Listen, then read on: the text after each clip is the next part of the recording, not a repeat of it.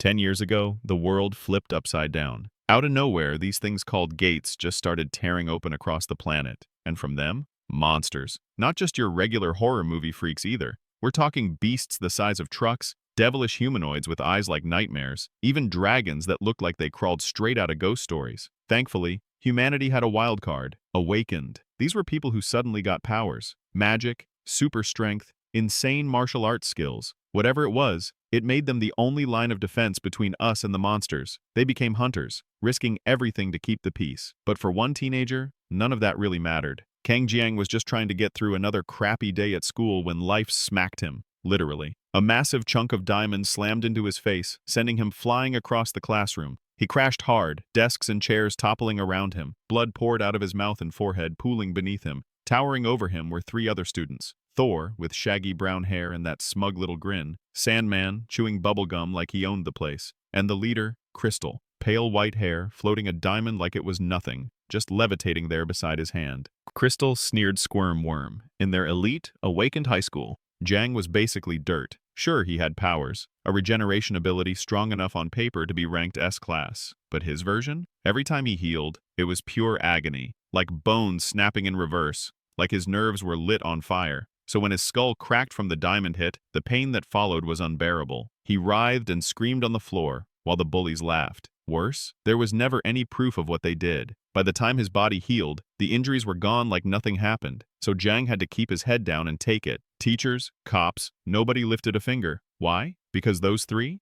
They weren't just bullies, they were S-class awakened. Crystal could control diamonds. Thor could channel electricity. Sandman could manipulate Earth. With powers like that, they were untouchable. Government-backed, even. After school, Jiang limped home to the tiny shop his family ran. His mom greeted him with that same warm smile, setting down a bowl of soup like everything was normal. She was the reason he stayed in that hellhole of a school. His dad died when he was 5, and she'd been doing everything since, running their struggling restaurant, scraping by, trying to keep them afloat. When she asked how school was, he had to lie. He smiled, told her things were good, that he was going to graduate soon, become a hunter, start earning money. He figured with his regeneration ability, he could at least qualify as a C rank. Not much, but enough to move them out of the slums. Enough to let her finally rest. It was the 15th of the month, her birthday. The day everything shattered. Jiang stood frozen in the hospital, staring at his mom. Her body was a wreck. Oxygen tubes, a neck brace, bandages everywhere. He couldn't even see her face under all that gauze. A government suit tried to tell him it was an accident, but Jiang knew better. Crystal and his crew had dropped by their restaurant, acting like they owned the place. His mom served them, polite as ever. But when Crystal tried to flirt with her, showing off his diamond trick, she politely pulled her arm away. That's when things turned. Her hand brushed his phone, knocked it to the ground, cracked the screen. She bent to pick it up, apologized, even offered to pay. But Crystal lost it. He claimed his power went wild. Diamonds exploded from the floor, spearing her into the air like some kind of nightmare. And the officials? They called it a mishap, a freak occurrence. Jiang stood there, blood trickling down his face, trembling with rage. His jaw clenched so hard his teeth shattered in his mouth. He clawed at his own neck, screaming in fury as his own skin tore under his fingers. His blood splattered across the floor, soaking the birthday cake he dropped. That night, up in the mountains outside the city, the 3 bullies were chilling like nothing happened. Crystal was showing off, Sandman tossing rocks around lazily, Thor looking uneasy. "You sure we're cool?" Thor asked. "Relax," Crystal told him. "We're minors. We got immunity. Plus, we're awakened. Who's gonna touch us?" Thor still looked unsure, but Crystal shot him a glare. "Not like it's the first time." From the shadows, a voice cut through the night. "Why did you do it?" They turned. Jiang was marching toward them, eyes burning. Crystal blinked, then smiled. "Oh, you mean your mom? Cute lady. Shame." Tears streamed down Jiang's face, mixing with blood and snot. His fury wasn't human anymore. But Crystal didn't flinch. He raised a hand, flicked his fingers, and a diamond spear shot out, slamming through Jiang's chest. He dropped to his knees, coughing blood, but grabbed the spear with both hands and yanked it out. Blood sprayed everywhere as the wound slowly began to close. He groaned, curled up in pain, cursing them through gritted teeth. But even before he could move, Crystal raised his arm again. This time, hundreds of diamond spears hovered in the air. With a single flick, they all came crashing down. Jiang was pinned, crushed under the weight and sharp edges. But his rage? That didn't die. Even skewered and broken, he started crawling toward them. Crystal watched Jiang, and instead of being impressed, he just grinned. "Thor, end it," he told the brown-haired teen beside him. Thor's eyes lit up with a spark, and in a split second, A bolt of lightning shot down from the sky, slamming into Jang. The force sent him to his knees again, smoking, blood soaking into the dirt beneath him. The three bullies turned to walk off, like it was just another day. But Jang wasn't done. He reached out and grabbed Crystal's foot, holding on with whatever strength he had left. Crystal finally snapped, furious now. He raised his diamond-covered fists and came down on Jang with everything he had. He wasn't just hitting him, he wanted to end him. And then, like tossing away trash, they buried him alive, deep underground, wrapped in a brutal cage of thorns and jagged crystal. Every inch of that prison stabbed into his flesh, and the darkness swallowed him whole. Jang, barely conscious, reached out and yanked himself toward one of the giant crystals protruding nearby, then shoved his own throat onto it. He impaled himself just to try and stop the pain. For a second, it felt like everything went dark. His mom's face flashed in his mind, but his regeneration kicked in again, dragging him back to life. He lay there, gasping for air, stuck in a sparkling coffin of agony. In that moment, he realized just how weak he was, powerless. But then, something clicked. Maybe this was how his mom felt, trapped, helpless. His rage built. Teeth clenched, he punched upward. 1, 2, 100. It didn't matter. He'd break out. He'd survive, whatever it took. Time blurred. Days turned into weeks, weeks into months, months into years. But Jiang never stopped punching, even with bones broken and healing over and over. Even when it felt like his skin was fire and his nerves were screaming, he shattered his own body thousands of times, letting his regeneration rebuild him stronger every time. Inside that shimmering prison, Jiang came to understand the horrifying truth. His ability was unlike anyone else's. Regeneration didn't just heal him, it rebuilt him, evolved him. His body began forming something new. A toughened exoskeleton burst through his skin. Bone grew denser, sharper. His muscles got tougher, stronger, deadlier. For 5 long years, pain was the only thing he knew. Every second was a fresh hell of broken bones, torn flesh, blood loss, and searing agony. And he never stopped. His fists never stopped moving. His will never broke. He clawed and bashed and screamed through it all until one day, a crack appeared. Meanwhile, back in the city, life went on like nothing happened. On television, a live studio broadcast was showcasing a trio of celebrity hunters. The crowd cheered as the host welcomed them. They smiled, soaking up the praise. These were the same 3 who'd nearly destroyed Jiang's world: Crystal, Thor, and Sandman. They sat with perfect posture, dressed in sleek black uniforms, their demeanor polished. The host praised their charity work and heroism. The 3 just smiled modestly, talking about the joy they felt helping others, their humble beginnings, their desire to give back. Then the host brought up a question from the past, an incident from 5 years ago involving a civilian. A moment of awkward silence passed. Then Crystal, now playing the tragic leader role, lowered his head and let fake tears stream down his cheeks. He said that when they were students, he didn't have proper control over his powers. He admitted that in a moment of weakness, his power lashed out and harmed a friend's mother. He tried reaching out, but that friend vanished. His voice broke as he looked into the camera, ready to apologize publicly. And then the studio doors exploded inward. The entire crowd screamed. Panic erupted. Debris rained down. The steel door soared across the room, headed straight for the 3 hunters. Crystal reacted instantly. His arms, instantly coated in diamond, blocked the flying wreckage. He stood, alert, trying to locate the attacker.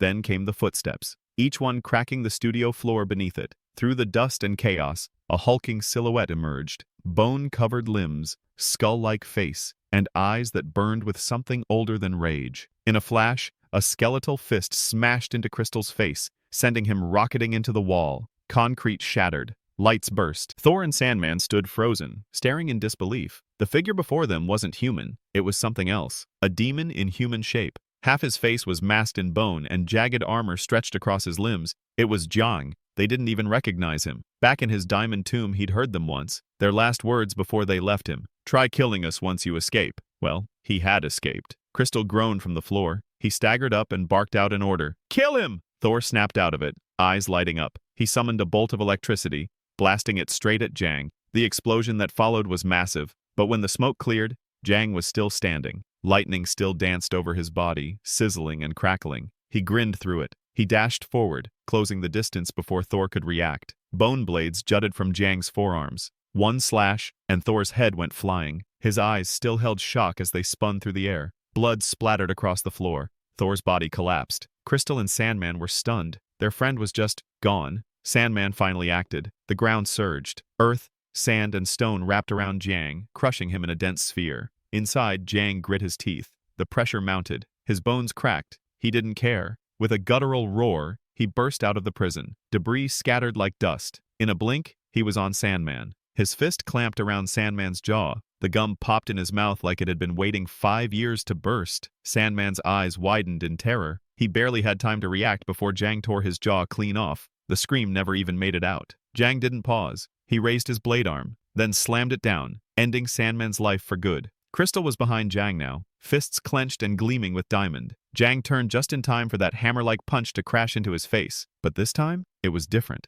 The bone mask encasing Jang's face didn't just tank the hit, it cracked Crystal's diamond fists. The force rippled, and for the first time, Crystal looked uncertain. Snarling, he raised his hand, and a storm of diamond spears erupted into the air. Way more than 5 years ago. This wasn't just a threatening circle, it was a full-scale barrage surrounding the entire building like a storm of swords. He brought his finger down, and the spears rained down like missiles, shredding everything. When the dust settled, Jang looked like a mutilated pincushion, pierced and mangled. But then, the impossible happened. The spikes started to tremble. Jang was still alive, still moving. Blood poured from every inch of him, but he rose, his glowing eyes burning through the red mist. He looked like death incarnate, a skeletal demon, soaked in blood, staring Crystal down. Crystal panicked. He wrapped himself in a thick, full-body diamond shell, morphing his fists into brutal sledgehammers. He charged and slammed into Jang, blow after blow, the sound of cracking bone and splattering blood echoing with each strike. He hit Jang with a flurry, ending in a devastating uppercut. But just like years ago, Jang caught the punch in his mouth.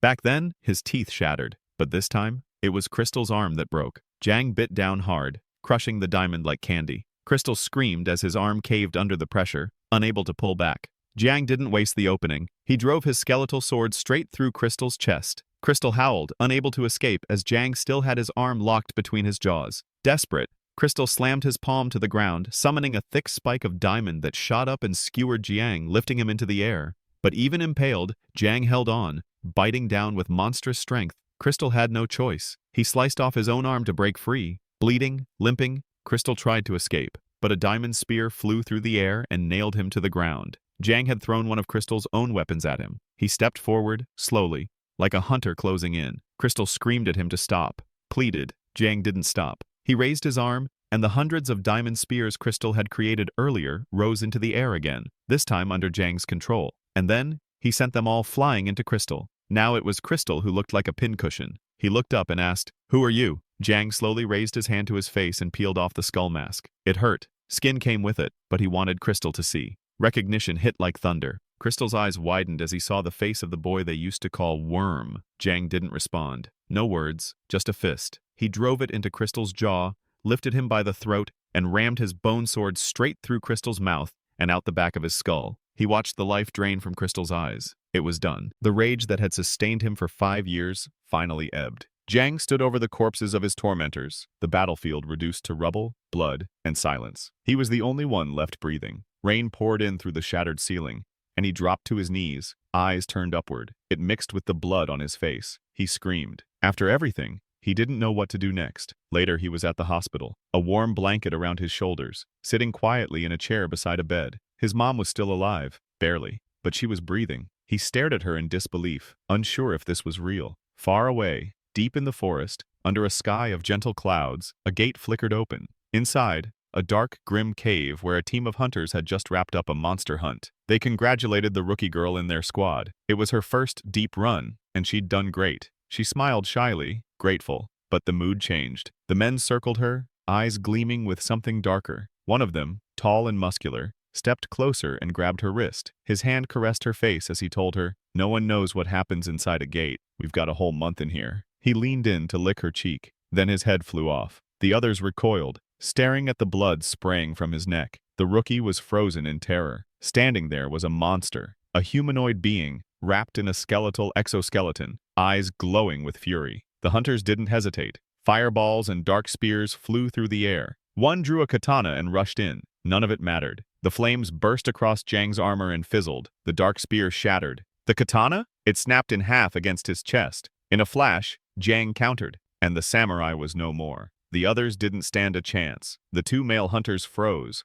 horrified by what they just saw. They couldn't even wrap their heads around how a monster this strong could exist inside the gate. Before they could run or react, Jang lazily swung his skeletal blade through the air. Clean decapitations. Their heads dropped like stones. Now only the girl was left. She trembled, sobbing in pure fear as the monster stared her down. She wiped her face, voice shaking as she thanked him for saving her. Then her head dropped too. One final swing from Jiang, and she was gone. But why? To understand that, we gotta rewind to a few days earlier. Back in that blood-soaked auditorium, Jiang was still kneeling, crying in front of the corpses of the people he'd just murdered. Then a voice called out from the shadows. Calm, almost amused, it told him what he did was amazing, and asked how it felt, finally getting his revenge. He looked up. There, by the door, stood a blonde woman in heels and a sleek suit, like she was fresh from a press conference. She introduced herself as Sim Jeon, the head of South Korea's Hunter Association. Jiang's eyes narrowed.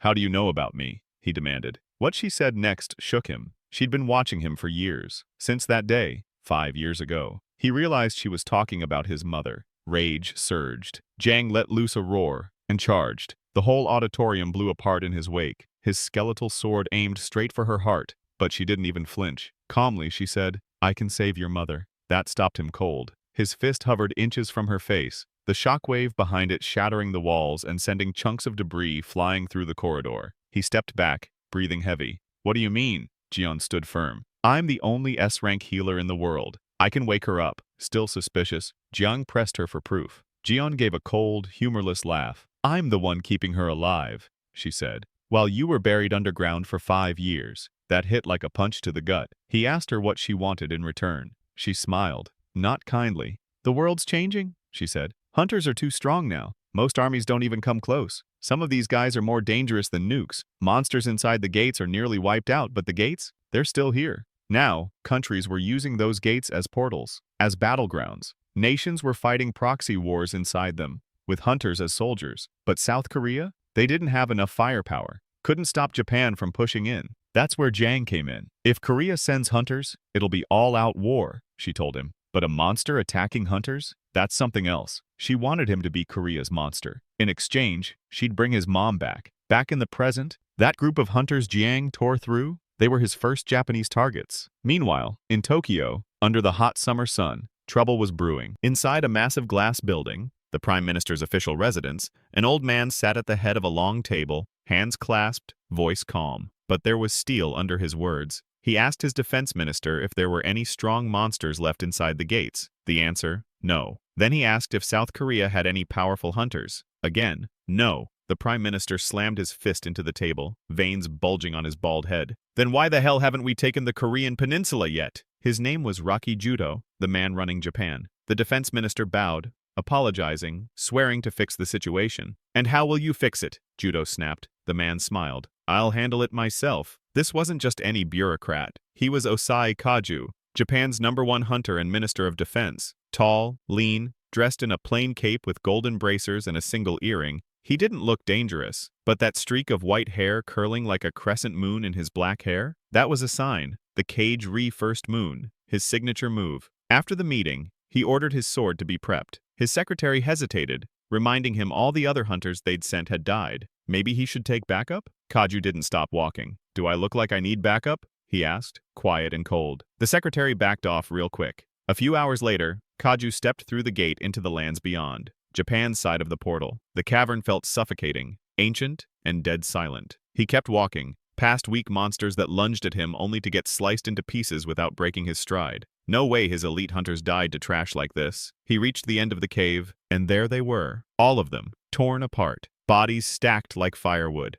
Sitting calmly on top of the pile was a monster with a skeletal exoskeleton. Kaju's fury flared. In a flash, he drew his blade and struck, but his sword didn't land. The monster blocked him, using its own skeletal blade fused to its arm. Kaju's eyes narrowed. Did this thing really think it could stop him? He dodged the monster's counterattack like water slipping around a rock, then slammed a punch into its chest, knocking it back. He raised his sword, murmuring the name of one of his techniques. Cage Re-First Moon. One clean arc sliced through the air, crashing into the monster. The force of the hit sent it flying back, blood finally spilling from its mouth. Kaju wasn't done yet. He unleashed his second technique, Second Moon. Raw, pulsing energy surged out of his blade and crashed into the skeletal monster, blasting it hard into the cave wall again. He took a step forward, eyes gleaming. "You're tough," he muttered. "Still in one piece, huh?" No hesitation. He followed up with his third move, Third moon, slicing at the monster again, but this time, Jiang dodged. In a flash, Jiang's skeletal sword came swinging, aiming straight for Kaju's neck. A clean decapitation, if it had landed. But Kaju casually reversed his grip mid-swing, twisted his katana, and lopped off the monster's arm instead. His voice was low, calm. That exoskeleton might be thick, but this katana can cut diamonds. Then, with one final strike, he sliced clean through the monster's neck. Jiang's body collapsed, his head rolled to the floor. Kaju sheathed his sword with a faint sigh, almost disappointed. How the hell did my elite guys lose to this? He turned to leave, not giving the corpse a second glance, but inside that motionless head, Jiang was remembering. A flicker of life, memories, of childhood. His dad had always been busy, buried in work, but warm, gentle. The kind of guy who brought home fried chicken with a big smile on his face. Jiang remembered that day like it was yesterday. He saw his dad across the street and ran to him, laughing. He never saw the truck. His dad dropped the chicken, sprinted forward, and shoved him out of the way. That was the last time he ever saw him alive. The truck's headlights lit his father up like a stage. Then, darkness. His dad died saving him. With his death, the business crumbled. Jiang and his mom were buried in debt. She scrubbed dishes at a failing restaurant until her soft hands turned raw and red. And no matter how much it hurt, every time he asked if she was okay, she just smiled. "I'm fine, sweetie." But he knew. He heard her cry every night when she thought he was asleep. He cried too, but in silence, blaming himself. Eventually, Jiang started to believe that maybe someone like him shouldn't even exist. One night, with shaking hands, he held a box cutter to his wrist. His mom came in with a dinner tray, dropped it the second she saw him bleeding. Jiang was crying, but he was smiling too. "Maybe I'm awakened," he whispered, watching the wound start to close. The TV in the background was blaring an interview with Korea's #1 hunter, Crystal. Back then, he was known as Jungang Gon. Jiang hugged his mom and swore, "I'll be a hunter too.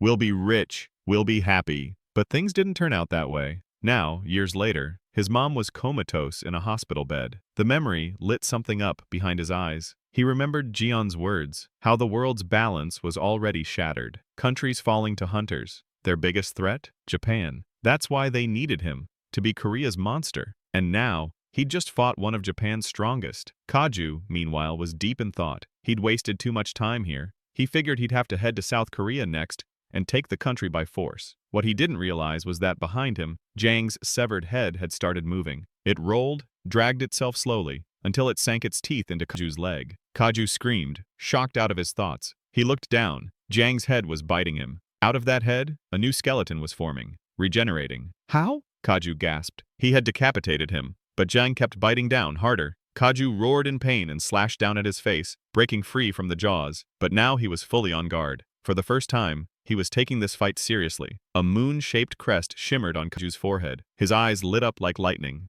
Moonlight danced off his blade, glowing brighter and brighter, until the entire battlefield lit up with silver. In a blink, he was gone. Only flickers, after-images, flashes of light circled Jiang. Then came his ultimate move, Kaju's fatal 12th moon. 12 slashes hit at once, from every angle. Jiang didn't even have time to move. His body was shredded, sliced into ribbons by Kaju's katana. The pressure from the move tore through the cave itself, the energy so massive it escaped the gate and slashed through the forests outside. Mountains trembled, trees toppled. Inside the cave, the ceiling cracked with glowing crescent moons, and the floor was diced into perfect geometric fragments. Kaju stumbled forward, limping from the bite wound. His ankle throbbed. He'd need healing soon. Then, a spike of bone shot into his other leg. He gasped, laughing nervously. Still, behind him, a skeletal hand, battered and twitching, was pointing right at him. The bone it shot was still vibrating from impact. Attached to that hand was Jiang, still crawling, still regenerating, still fighting. Kaju shook. The reality hit him. This thing wouldn't stop. Even with the power gap between them, even after all that damage, Jiang still wouldn't die. Kaju gritted his teeth, tightened his grip on his sword, and charged once more with a yell. A few days later, the gate in Japan's countryside was swarming. Dozens of elite hunters from the Ministry of Defense surrounded it, weapons drawn and nerves high. At the front stood the Prime Minister himself, Rocky Juto, arms crossed, expression grim. Kaju's secretary leaned toward him. "Sir, is this really necessary? All this firepower?" Judo didn't blink. "It's been 3 days. He narrowed his eyes on the gate's flickering surface. "Kaju still hasn't come back." Kaju was Japan's #1 hunter, but even legends fall. Suddenly, everyone outside the gate froze as something rolled out. Kaju's head. The crowd of elite hunters and high-ranking officials stood in stunned silence, and then, through the swirling mist of the gate, a skeletal monster stepped through. It was Jiang. He had crossed over into Japan. Prime Minister Rocky Juto's eyes widened, stunned, but before he could even react, his head flew off, sliced clean from his shoulders. Meanwhile, back in South Korea, inside the Korean Hunter Association HQ, a tense conversation was unfolding. One of Jian's subordinates leaned in. Jiang killed Jungang's son. If he finds out, this could go bad. But Jian just smiled. Then she said, "Aren't you even a little curious? Who'd win? Japan's strongest hunter, or our ever-regenerating monster?" Back in Japan, the impossible happened. Prime Minister Juto's severed head reattached itself to his body. Then, with a roar, his flaming fist slammed into Jiang, driving him into the ground like a meteor strike. The explosion lit up the sky like a falling comet. Smoke and fire billowed from the impact zone. Jiang was unconscious, buried under rubble. Juto stood above him, lava dripping from his fists, burning through his own shredded clothes. His bald head glowed like molten steel, and the gash on his neck, already sealed, healed by the magma-like power flowing through him. This wasn't just Japan's prime minister. He was an SSS rank hunter, Japan's number 0. As Jiang lay broken, barely conscious, the memory rewound. 3 years earlier, most of the monsters from the gates had been wiped out. Humanity had survived, but now the hunters were the new apex predators, feared, worshipped, untouchable. Some nations tried to eliminate them. It didn't go well. The hunters either seized control or struck deals to rule in the shadows. Japan? It fell completely under hunter rule. Why? Because their prime minister, Rocky Juto, was one of the most powerful hunters in the world. From the start, Juto had been aggressive, power-hungry. After awakening, he had one goal: conquer South Korea. And he almost succeeded, until that monster stepped up, Jiang. Even after that massive punch, Jiang's body twitched and started regenerating again. He stood up. The hunters who had come with Juto rushed forward, cocky, ready to finish the job. One swung to decapitate him, and lost his own head instead. The second tried to strike, but Jiang grabbed him by the face and smashed him into the dirt. The rest hesitated, shaken to their core. Juto raised a hand. "Anyone else moves? I'll kill you myself." The threat hung in the air like a blade. He stepped forward. Snow drifted down from the sky in another memory. Years ago, a young boy was curled up on a cold sidewalk, shivering. A shadow passed over him. The boy looked up to see a bald man standing over him. "Who are you?" the boy asked. TVs nearby flashed the man's face, Prime Minister Juto, but the boy didn't recognize him. Juto reached down. "Come with me. It's too cold out here." He took the boy in, offered him food, warmth. On the way, he asked his name. "Kaju," the boy replied. That same Kaju, the one Jiang had just killed. So when Juto saw his son's severed head roll out of the gate, his soul shattered. He attacked in a blur, launching a furious combo of burning punches, each one heavier than the last, pummeling Jiang's body into ash. The final blow blasted off Jiang's head and left nothing but scorched bones and vapor. The people around him cheered. They thought it was over. Juto reached for Kaju's head, his heart heavy, grief breaking through his rage. But then, bones started shifting, assembled. Jiang came back. Even after being reduced to nothing but dust and fragments, the boy rebuilt himself, whole again. Juto stared, shocked. His mind flashed back to the past, to the bodies, all the bodies. Kaju had killed so many hunters for him,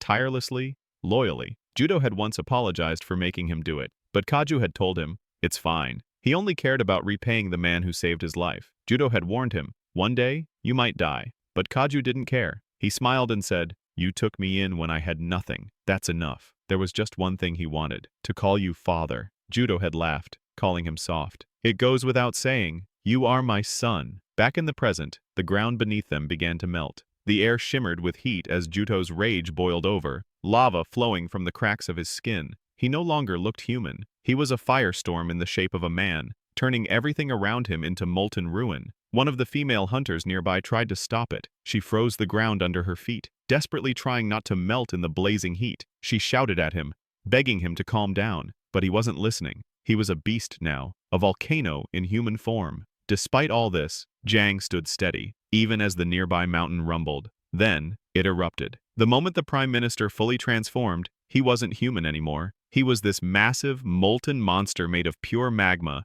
ready to scorch everything to ash with just a flick of his hand. Ryuzaki let loose a wave of searing flames that hit Jiang head-on. The fire tore through his flesh, but dude didn't flinch. He launched himself straight at Ryuzaki anyway. Ryuzaki pulled even more magma from deep in the earth, and it started eating away at Jiang's bones like acid. Pure chaos broke out. Hunters everywhere panicked and scattered, doing whatever they could to survive. The mountain turned into a full-blown volcano, lava coating everything in sight. Then Ryuzaki began to calm, watching silently as Jiang was swallowed by the pit of lava he'd created. But Jiang wasn't done. Even while being consumed, his focus never wavered. He was still locked onto Ryuzaki. Sensing the fight wasn't finished, Ryuzaki summoned Hanami, the woman with the ice powers. She showed up fast, peeled off her glove, and cooled the lava's surface until it hardened into a thick crust, trapping Jiang underneath. As the crust sealed over, Ryuzaki looked down and told Jiang to melt forever beneath it. Cut to South Korea, at the Kong Guild. A woman was working hard to heal a certain hunter, the same guy who'd messed with Jiang's mom and got wrecked for it. Turned out, he wasn't dead yet. His eyes suddenly snapped open.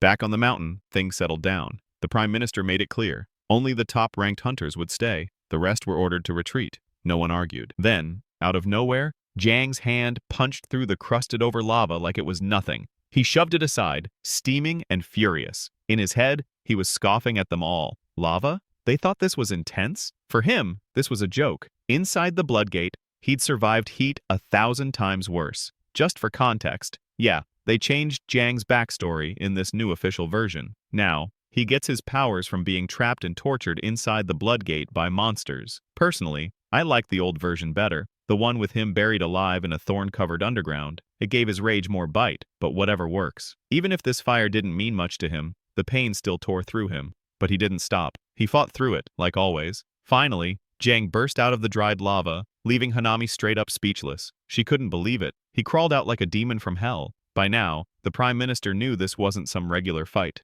Things were about to go nuclear. He told Hanami to round up the hunters and find shelter. She looked at Jiang, saw what Ryuzaki saw, and understood why he was scared. Then Ryuzaki leapt into the volcano, landing right in front of the beast he'd tried to bury. Hanami stayed back, watching with worry in her eyes. Flashback to Japan. Hanami once asked Ryuzaki why he pushed himself so hard. She reminded him magma regeneration wasn't invincible. Ryuzaki had told her straight. Among the 4 great nations, the US, China, Russia, and Japan, Japan was the weakest. If they couldn't take South Korea, Japan might not make it. Hanami held onto his arm, trying to give him some comfort. She knew many of their hunters might die, but Ryuzaki made it clear. He'd fight himself if he had to. He'd give up his own body if that's what it took to protect his homeland. Back to now, Ryuzaki slammed the ground, blasting Jiang backward with sheer force. Then he charged up his fist and launched a magma punch so powerful it smashed Jiang into the volcano wall, shattering it. Dude looked like he thought he was a Kainu from One Piece or something, but he wasn't done.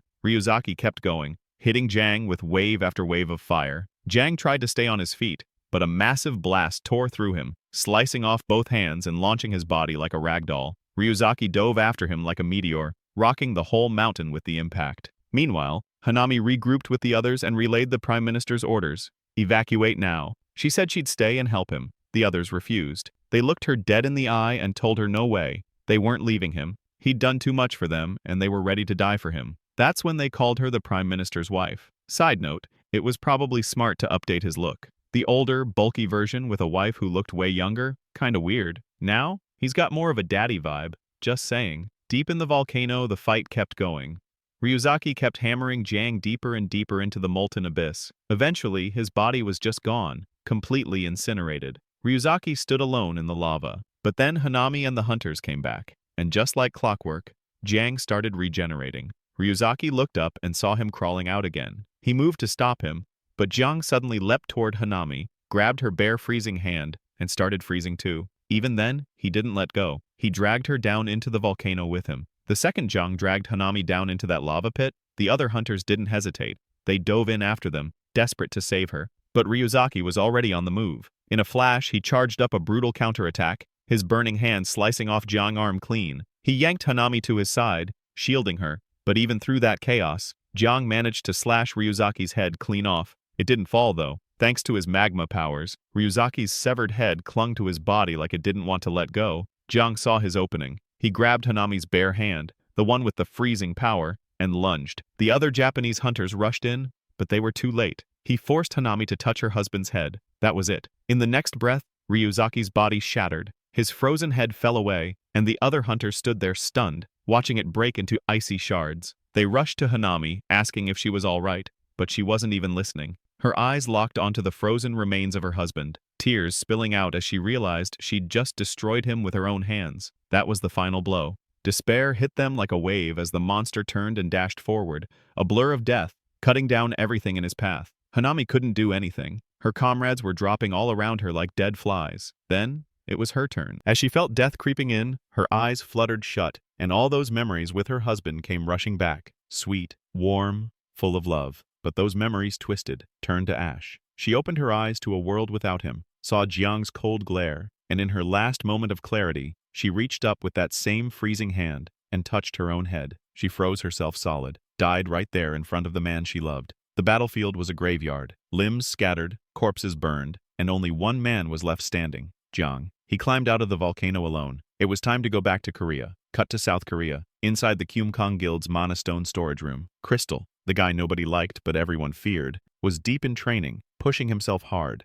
A woman nearby, still unnamed, warned him not to go overboard. She reminded him he was the last one with mana left. That's how he'd survived when Jiang had turned his friends into human sushi. Crystal knew the truth. He remembered it all, every brutal second. He remembered how that bullied kid from back in school came out of the blood gate and slaughtered him and his entire crew. His powers had changed too. The summoning stones he used to use, once blue, now they glowed red. He'd become the guildmaster of Kyumkong and an S-rank hunter, burning with revenge. He told the woman to break the seal on his powers. Later, she stumbled out, breathless and drained, barely standing, but she gave him the news. The seal was broken. He was free. Crystal didn't waste time. He ordered her to gather the guild immediately. When they were all assembled in the main hall, he walked onto the stage. Everyone bowed. Some were shocked. He was supposed to be dead. But now, thanks to the guild's vice master, he was alive and ready to lead. Han Kongchan, head of intelligence and an S-rank telekinetic, reported that Jiang had moved to the gate after the bloodbath in Japan. Before he could say more, Crystal snapped. He barked a single order. Kill that bastard.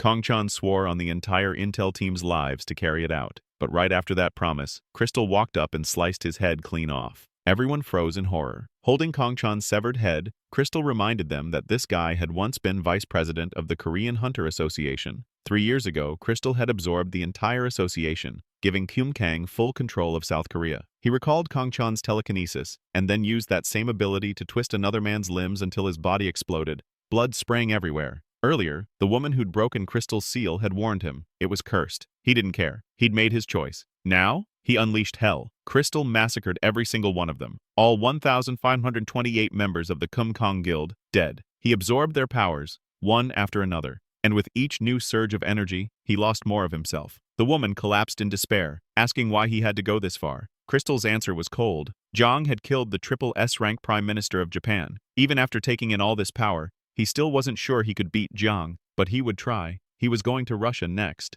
More power, more blood. Then the scene jumped to a port. A woman smiled warmly as Jiang stepped out of a gate. Next cut, a hospital room. Inside, Jiang's mother was lying in bed, still in recovery. The Korean Association president was overseeing her healing. Honestly, this version of the president was a big upgrade from the last. The old one, Sim Jeon, was basically a knockoff of Solo Leveling's Cha-hae-in, but this had a stronger presence, more capable, more mommy vibes, if you will. She used her S-rank healing ability to carefully restore his mom's damaged cells, one by one. It was a slow process, burned through tons of mana every time, but she believed in the result. If she kept at it daily, she was sure Jiang's mother would wake up by next week, collapsed right there on the floor, completely drained from using her powers. Sweat poured down her face as she clung to Jiang's hand, pushing herself beyond her limit. He could feel it, the insane amount of mana she was burning through. Curious, confused, he asked her why she was risking so much for him. Still holding his hand, her voice weak but firm, she told him he had to survive,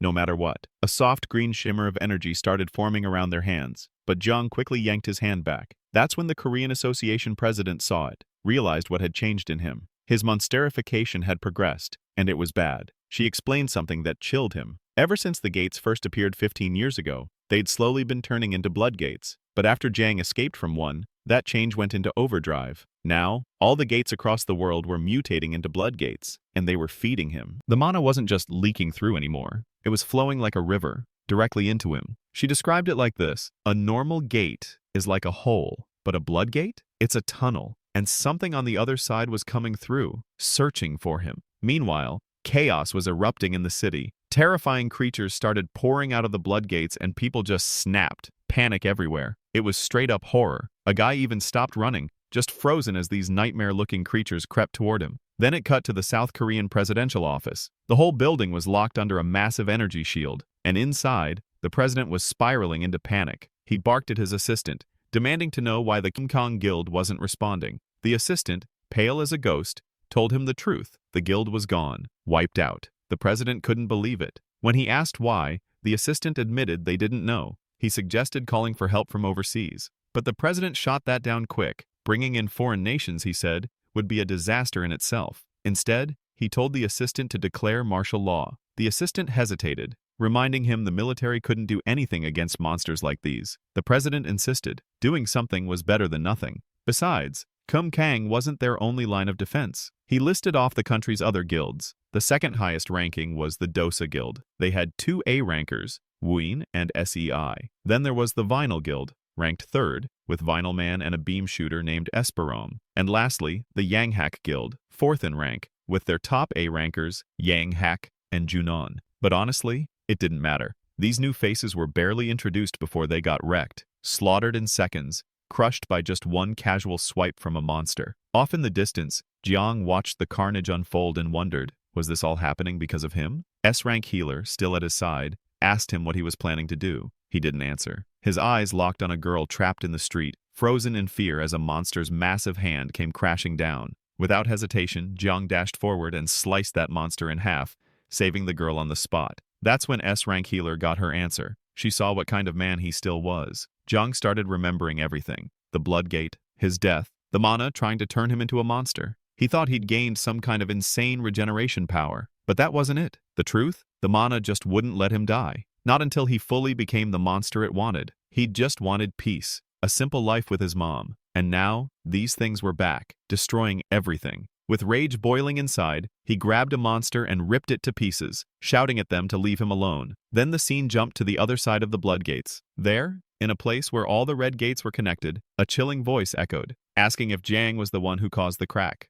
The voice belonged to a skeletal creature, no flesh, just bones, sitting on a throne made entirely of bones. Back in South Korea just minutes earlier, Jiang had sworn to kill every last monster. He told S-rank healer to stay in the association's underground bunker and keep healing his mom. She promised she would, and to protect his mother no matter what. But in return, she told him to fight like hell. Now, in the present, Jiang was tearing through monsters non-stop. One after another, he slaughtered them all, and realized something. These monsters were the same ones he fought inside the Bloodgate for 5 long years. He knew there was a limit. Gates eventually ran out of monsters, and he had already cleared this area. He felt hope. If he could just hold on, finish this, he could finally live peacefully with his mom. But just as that thought hit him, something pierced through his head. He cursed, staggering in pain. Soldiers appeared. Tanks, guns, the whole arsenal. They started blasting at him without warning. One soldier noticed. Jiang hadn't hurt any people, only monsters. But the commander didn't care. He was convinced Jiang was the root of this whole disaster. He barked orders to tie him down until the hunter horde arrived. Jiang stood there, stunned. Then the tanks opened fire. Explosions tore through him. His body got shredded, ripped apart. He screamed for them to stop, that it hurt, but they kept shooting. He could only cry in silence, helpless and in agony. Then the scene faded, leaving just Jiang and the Bloodgate. A woman appeared beside him. She warned him. Another gate had opened. Jiang just stood there, blank, like he couldn't even hear her. The woman warned him. His monsterification was getting out of hand. It'd soon be beyond anyone's control. Slowly, he snapped out of it, his senses returning. Behind him, the soldiers were in pieces, blood everywhere. Jiang blinked in confusion. Blood ran from his eyes like tears, and just like that, his mind drifted back into the past. He remembered pain, humiliation. He was on the ground, aching all over after another beating from Crystal and his crew. A blonde-haired classmate had watched the whole thing in silence. Later, they met behind the school building. The blonde boy was pissed, demanding to know why Jiang was always the one getting targeted. Jiang thought it was obvious. He looked weak, an easy mark. He told the blonde kid he'd be next, and begged him to just act like he didn't know him at school. That hit the kid hard. He grabbed Jiang by the collar, shouting that he was insane for saying that. But Jiang just stayed silent, beaten and hopeless. Eventually, the boy stormed off. That was the day Jiang believed he lost his only friend. But he was wrong. That same friend had been quietly collecting evidence all along. With his awakened power, something special in his right eye, he could turn whatever he saw into photographs. He snapped every abuse, every injustice, then sent the proof to the police, the education office, and the media. Soon after, he was found, with his right eye gouged out. Jiang had screamed when he saw him. His friend apologized, said he couldn't come to school anymore.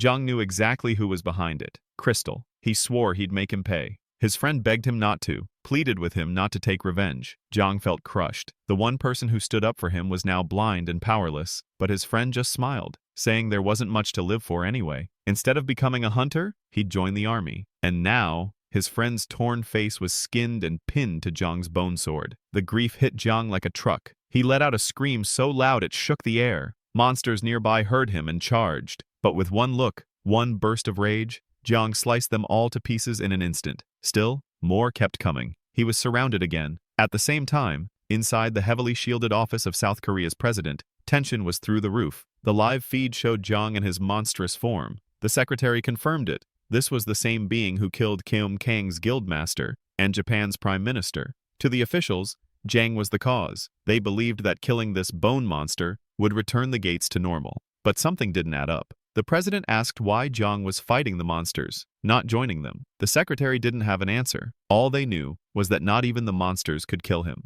Worse yet, reports came in. Bloodgates were now spreading overseas. They couldn't afford to wait any longer. The president asked about the domestic hunters. Gone, the secretary said. All of them. With no options left, the president told him to reach out to the Foreign Hunter Bureau. Elsewhere, in another part of the world, a man stood with his spear buried in the ground. He'd just gotten word. Hunters in both Korea and Japan were being wiped out by a single monster. The same one spawning these bloodgates. His spear wasn't normal. It had eyes. It growled. He smirked and muttered, "Things just got interesting." Surrounded by a field of dead hunters, this man stood alone. Lun Zhigong, triple S rank, China's top hunter. At the same time, in Russia, a woman stared at Jiang's monstrous form on screen. She cursed in Russian, shocked at the live footage. This was Vladimir Rozana, Russia's top hunter, another triple S. Her energy was fierce, commanding, like the female Putin of the hunter world. Near the Russian border, another hunter heard screams echoing from the distance. Someone behind him warned that if he left,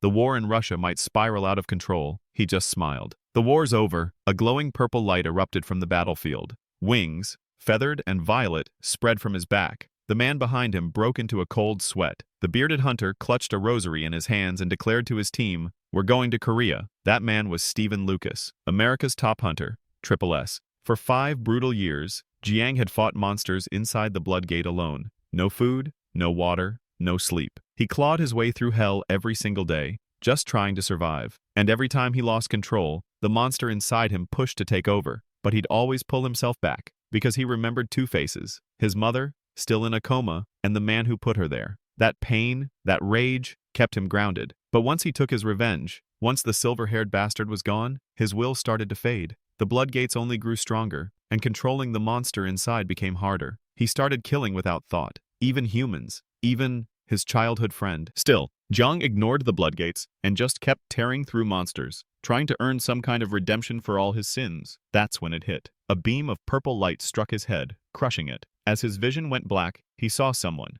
Purple wings spread wide, standing over his broken body. Then a red beam of light streaked past that figure. Flashback. The year the gates first appeared, it was Christmas. Stephen Lucas was giving a sermon when the sky cracked open. Gates erupted into the world, and everything changed. Back when the world was still unaware of what was coming, the idea of hunters didn't even exist. It was Christmas Day, and inside America's largest church, with over 100,000 believers gathered in prayer, something broke open in the sky. A gate, then another. Panic spread like wildfire as monsters poured through, crashing into the pews and clawing at terrified people. But while the world broke around him, Stephen Lucas didn't move. He stood at the altar, composed and unmoving. He calmly urged the congregation to escape through the doors. People begged him to come with them. He was the minister, their shepherd. But Stephen stood tall, unshaken. In that moment, a blinding light poured from the church podium, and something divine happened. Wings, pure white wings, spread from his back, glowing with holy radiance. It looked like God himself had chosen him.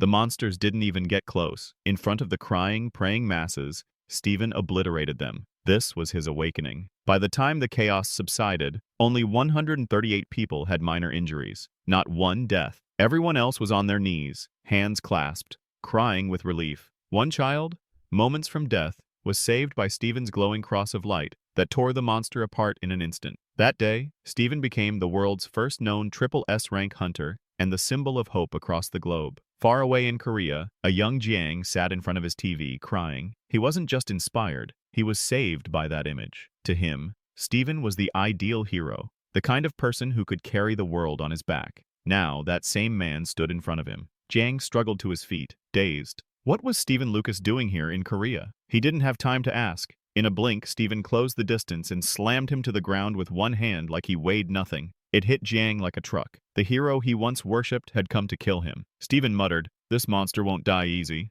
and cast a cross-shaped purple spell that pinned Jiang in place, forcing him upright like a crucifixion. The spell began dragging him toward a nearby bloodgate. Jiang dug his bony feet into the earth, resisting with everything he had. Steven started casting again. Desperate, Jiang remembered. Awakened ones could communicate through mana. He sent a clear, wordless message. "I'm not a monster." Steven flinched. The spell faded. You're a person?" Jiang nodded. "Please, just listen." So Steven did. Jiang told him everything. The 5 years inside the bloodgate, the torture, the loneliness, his mother, the monsterization, the regret.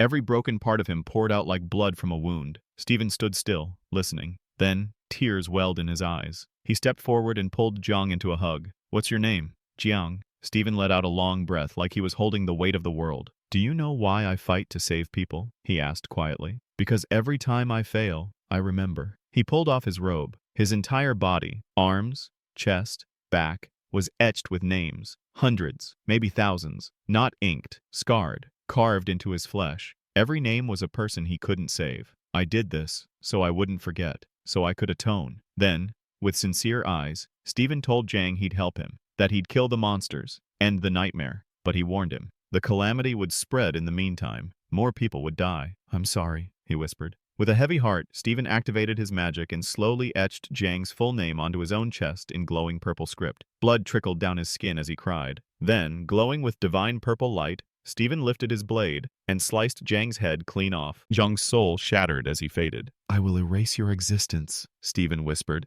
Would it be enough to kill him, even with his unholy regeneration? Elsewhere, deep inside the Hunter Association's bunker, S-rank healer kept her promise. She continued healing Jiang's mother. Her body trembled, soaked in sweat and blood, every cell screaming from the strain. Her secretary begged her to stop, horrified as blood streamed from her eyes, nose, and mouth. But S-rank healer kept going. At the same time, Vladimira, the Russian hunter queen, watched footage of Steven's massacre with clenched fists. He had cut down everything in his path like it was nothing. Had he been saving his power all this time? A soldier burst into the room and reported that 90% of their forces were gone. They were barely hanging on.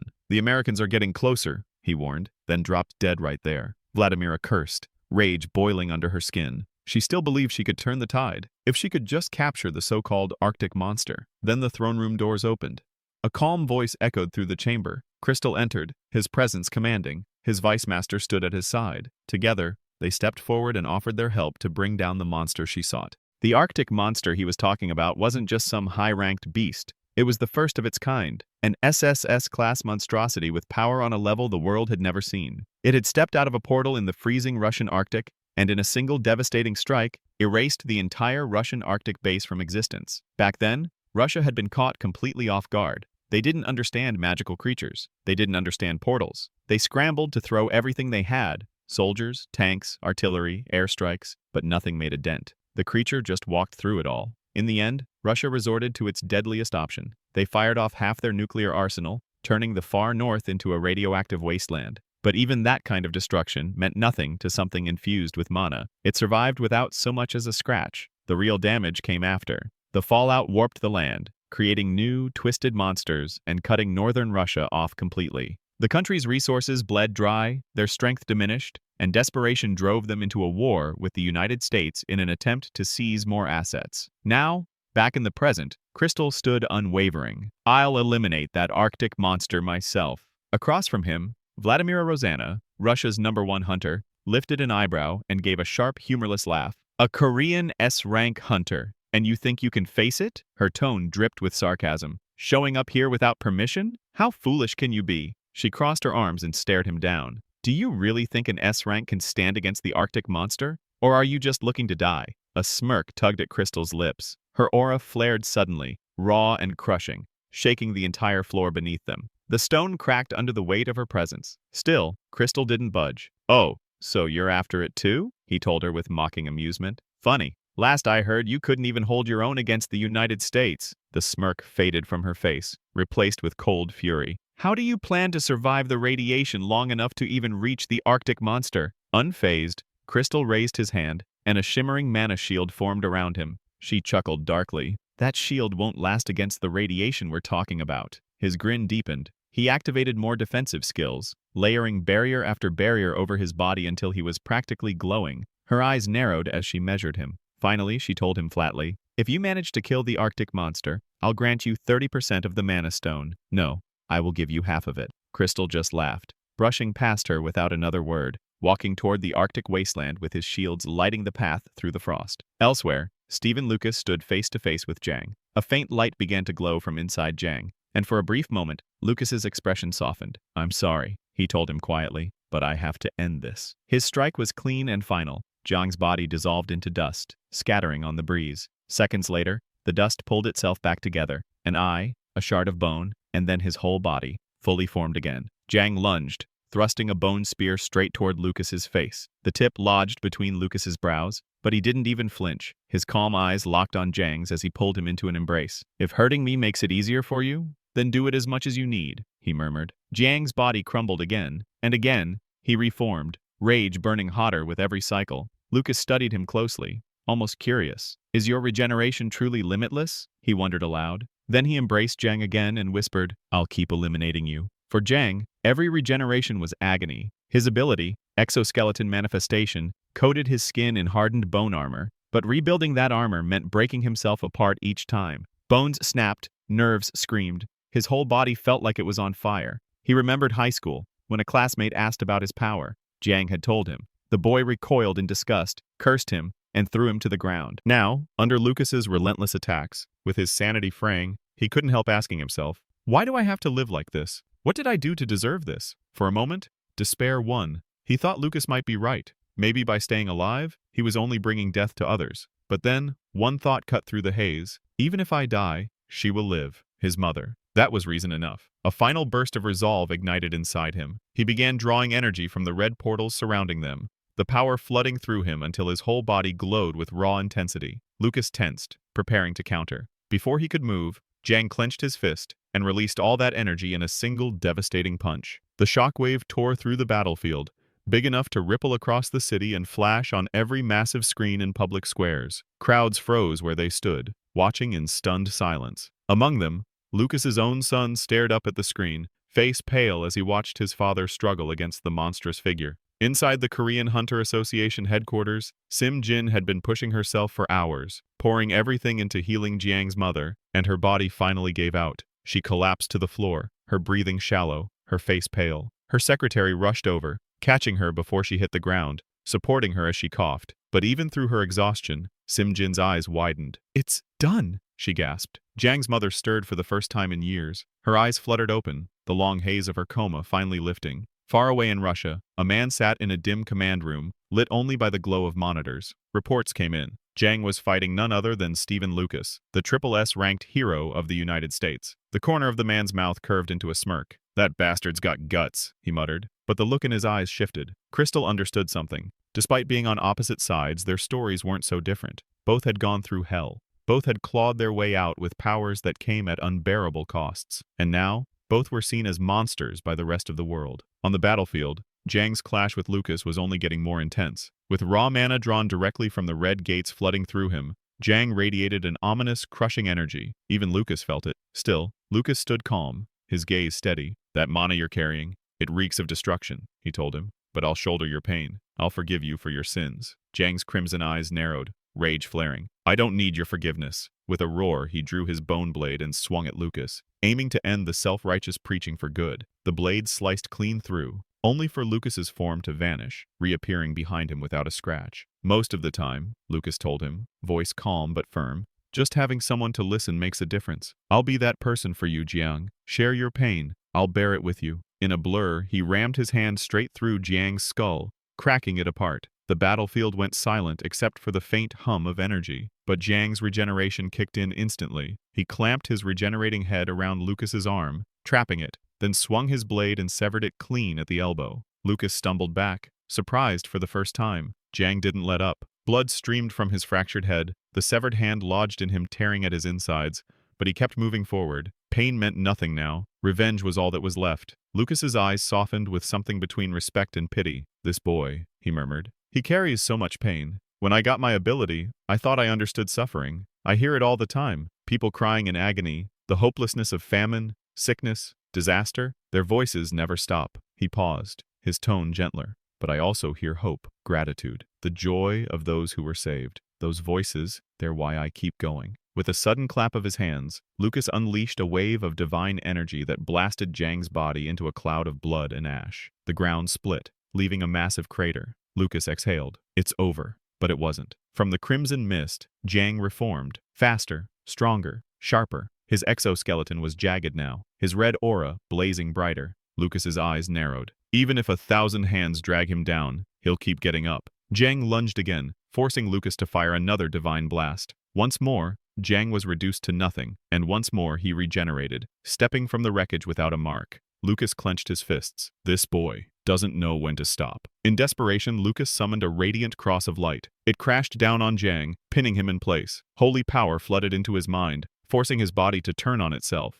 Bit by bit, piece by piece, he began tearing himself apart. Lucas chanted under his breath. "Through this, you'll be freed from your sins," he declared, voice rising. The light blazed brighter. Jang's body shredded itself, his screams ripping through the battlefield. But through the pain, a thought cut through the haze. This wasn't salvation. It was control, manipulation, fear. He remembered the blind faith Lucas's followers had in him, the power he held over them. It wasn't righteousness. It was a cage. He's not a saint, Jang thought bitterly. He's a snake, hiding behind lies. The worshippers around them kept praying, oblivious to the truth. The light flared, but Jang's resolve burned hotter. "I'll kill him," he growled through clenched teeth. "No matter what it takes." In Russia, Crystal was in his own fight. The Arctic beast loomed above him, a hulking SSS-class monster with claws like spears and cold that could freeze bone. It struck relentlessly, forcing Crystal to dodge and block, blood dripping from fresh wounds. "This bastard," he muttered, sidestepping a swipe that shattered the ice beside him. "If I can't kill something like this, I'll never kill Jang." He gritted his teeth, summoning everything he had left. "I swore I'd kill that bastard with my own hands, and I will." Back on the battlefield, there was nothing left of Jang but willpower. The blood gates themselves seemed to respond, feeding his broken body until it regenerated once more. This time, he moved first, launching a sudden attack. The jagged bones of his own ribs turned into blades aimed straight for Lucas's back. But Lucas, ever watchful, caught the movement in time. Lucas caught Jang mid-charge, grabbing him like he weighed nothing, then swung him hard into a nearby building. The impact was brutal. The entire structure caved in, collapsing floor after floor, debris exploding outward in a storm of concrete and steel. Jang's body smashed through the wreckage, crashing down into the dark, reeking sewers below. Bones cracked and skin tore, but the regeneration started instantly. As his body stitched itself back together, his eyes locked ahead and froze. In the dim light, standing just a few feet away, was his mother. For a moment, something fragile flickered in his chest. A tear slipped from his glowing red eyes as he stared at her. Relief, hope, maybe even joy. But it didn't last. Her eyes were wide, her face pale. She stumbled back, her voice shaking as she whispered, Is that really my son?" Jang took a careful step forward, his bone armor shifting and creaking with the movement. "Mother, it's me," he told her, voice cracking. "Don't be afraid. I'm still your son." But she didn't see her son. She saw a monster, a grotesque thing made of bone and blood, twisted beyond recognition. Her mind dragged her back to the day they first discovered his power. He had promised her then that he'd become a hunter, that he'd give her a better life. She'd never wanted any of it. To her, his gift wasn't a blessing. It was a curse. And now, looking at him, her fears were alive in front of her. This is a curse," she whispered, stepping back. "You're not my son." Her words hit harder than any blow. Jang's chest tightened, his mind clouding in desperation. "No!" he shouted. "I'm still me! Please, don't run from me!" In a frenzy, he ripped himself apart, shredding the exoskeleton from his body, tearing away the monstrous armor until only raw, bleeding flesh was left. Blood sprayed, dripping down into the filthy water below. "See?" he begged, trembling. "I'm still me, Mother. You don't have to be afraid." But she kept backing away.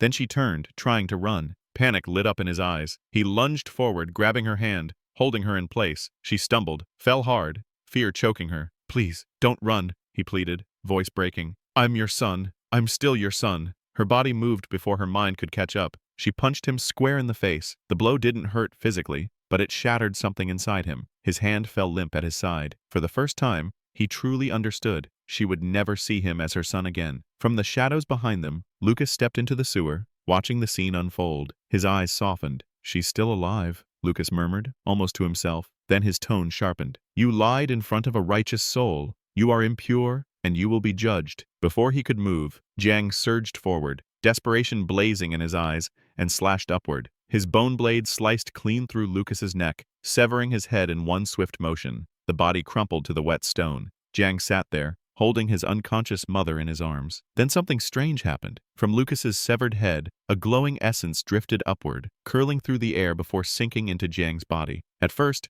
nothing. Then his movements twitched unnaturally, his expression twisting. A woman's voice whispered in his mind, cold and venomous. "Oh, what a delightful host you are." His limbs moved like they weren't his posture jerking like a puppet on strings. "This body is strong," she purred, "stronger than Lucas's, and now it's mine." She dug through his memories, savoring every wound to his soul. She found one in particular. A night burned into him. He'd woken to find his mother sneaking out of their house. When he asked where she was going, she said nothing, just ran. He'd chased her, tripping, scraping his knees, but they healed instantly. She didn't slow down. She looked back once, her face torn between regret and resolve, and then disappeared into the night. The memory stabbed through him. "How pitiful," the voice sneered. "Even your own mother couldn't stand the sight of you." Jiang's jaw tightened. His teeth ground together. "Get out," he growled. "This is my body, my pain. You don't belong here." The voice shrieked in fury as crimson energy exploded from his core, ripping her out of him. She materialized in front of him, a translucent, furious figure. "You'll regret that," she spat. But before she could act, his blade flashed, cutting her in two. Her form dissolved into nothing, erased completely. Jiang turned back to his mother. She was still frozen, eyes wide, unable to move. "I'm sorry," he whispered, his voice breaking. "I never wanted this." From Lucas's body, a warm, blinding light began to spill out, filling the sewer with a strange peace. The glow expanded, wrapping around every corner. Flashback. Lucas standing in chaos, shouting for people to evacuate. His voice thundered through the church, telling the congregation to get out. His assistant begged him to come too, but he shook his head. "I have to stay," he said, unshakable. A monstrous figure emerged from the shadows, ready to strike. But then, something incredible. Divine energy roared through Lucas's body, his eyes flooding with visions, flashes of the past, the future, the universe itself. He saw more than a human mind was ever meant to grasp. Overwhelmed, he fell to his knees, hands clasped, looking upward. "If this is your will, if it truly is your will, then I accept it." Back in the present, light began to pour from the stump of Lucas's neck. Jiang could only stare as the severed head lifted and reattached itself like nothing had happened. Divine energy pulsing through him stronger than ever. The glow was blinding, his presence almost celestial. Lucas raised his face toward the heavens, voice ringing with conviction. "I will accept the trials you've given me," he declared. Then his tone softened. "But why? Why have you burdened this child with so much pain?" He looked down at Jiang with genuine sorrow, holding him like a father might hold his son. The holy light surged again, and the jagged bone armor covering Jiang's body began to crumble away. Pieces of exoskeleton clattered to the ground, revealing the human beneath, battered, broken, but for the first time in years, looking like himself. The ground shook violently. From deep below, a massive, twisted monster erupted, lunging straight for them. Lucas didn't hesitate. His newfound power flared, and a beam of pure light shot from the sky, slicing the beast in half instantly. The light kept spreading, washing over the city, and in its glow, the truth became clear. The streets were crawling with monsters. Lucas didn't flinch. Cradling Jiang, he carried him to the rooftop of a nearby building and set him down gently. Then, to Jiang's astonishment, Lucas began to rise into the air, his body glowing brighter with every heartbeat. The man who had once been his enemy now looked like something out of myth, a knight of light. He wasn't alone. The sky above blazed, and more radiant figures appeared. Knights riding winged horses, descending into the city with weapons that gleamed like stars. They dove into battle against the swarming creatures, every strike exploding in a flash of holy fire, turning the tide. Jiang dropped to his knees on the rooftop, watching in awe. For the first time in his life, he felt small before something truly greater than himself. Wonder and insignificance tangled together in his chest. And it wasn't just here. Across the world, in other cities drowning in despair, the same vision unfolded, knights of light bringing hope, saving even those who might not deserve it. In the United States, Lucas's son watched it all on a massive screen, tears running down his face. His mind drifted to a memory. Standing outside the church, clutching his father's hand, begging him not to leave, Lucas had looked at him with a heavy heart and told him, "One day, I must leave your side. When that time comes, you must learn to stand on your own." Back in the present, Lucas turned toward Jiang, his voice filled with both compassion and sorrow. "A heavy fate awaits you, Jiang," he told him. "You will endure pain greater than anything you've ever known. The trials ahead will be cruel and relentless, but keep your faith. Hold on until the very end." His body began to dissolve into light. As he faded, his thoughts drifted to the tears he had shed over the years. He remembered his wife in her hospital bed, smiling peacefully, even as their son wept. That memory stayed with him as he took his last breath, vanishing into the heavens. In the U.S., his son looked up, feeling the moment his father was gone. Sorrow weighed heavy on him, but resolve burned through it. "Goodbye, father," he whispered. Far away in the frozen wasteland, Crystal stood over the shattered remains of the Arctic beast, its massive form reduced to icy ruins. A sinister grin spread across his face. "I was on the brink of death," he shouted into the cold, laughter spilling into the empty air. "But now I've seen the power of the defeated." His gaze sharpened, the laughter melting into a calculating smirk. "Jiang, just wait. I'm coming for you." The manic joy kept bubbling out of him as he began absorbing the monster. Memories flashed. His childhood, a conversation with his older brother. "Do I really have to do it?" young Crystal had asked, voice trembling. "The stronger you get, the more the guild will grow," his brother told him. "It's all for father's sake." Crystal had tried to refuse, but it was useless. His brother's ability manifested, a leash of pure energy wrapping around him, forcing obedience. Little Crystal coughed, begging to be left alone, saying he didn't want to go, but his body betrayed him. His awakened power flaring, diamond stakes ripped into the air, aimed at helpless people trapped in front of him. Back in the present, Crystal cursed under his breath at the memory. Elsewhere, Vladimira remarked on the battle's outcome. "Even Lucas helped. I can't believe we actually killed the thing," she admitted, before turning to Crystal. "Impressive." Just then, he stepped forward. "As promised," she told him. "I'll give you half of the mana stone from the Arctic beast." But Crystal just smiled. "I already consumed it." Her brow furrowed. "What?" "I absorbed all of it," he repeated. Her disbelief turned to concern. "Your body shouldn't be able to handle that much." She didn't get to finish. He moved, attacking without warning. She reacted instantly, her ability flaring. "Why?" she demanded, halting his strike. "Why would you do this?" Crystal's smirk didn't fade. "Because there's someone I have to kill." A copy of him appeared behind her, ghost-like, drifting through the chair. His voice came from the doppelganger's mouth, low and cold. "Can you die too?" Her finger twitched, and the copy exploded into nothing. Vladimir Rosanna scoffed, saying that with that mana stone they could have boosted Russia's hunter's strength tenfold, yet he wasted it on something ridiculous. Then she pulled off her hat, revealing a deep scar across her head, and asked if he really didn't want to fight for Russia. Before he could answer, a swarm of Crystal's clones rushed at her. But with a single flick of her finger, every clone detonated in midair, splattering red liquid all over Crystal's companion. That was all Rosanna needed to understand his answer. Meanwhile, Crystal wrapped his abilities around his companion, then hurled her away from Rosanna to get her out of harm's way. Right after, Rosanna lifted a finger and coldly declared he was finished. That small gesture sent chunks of stone flying straight toward his companion, but before they could hit her,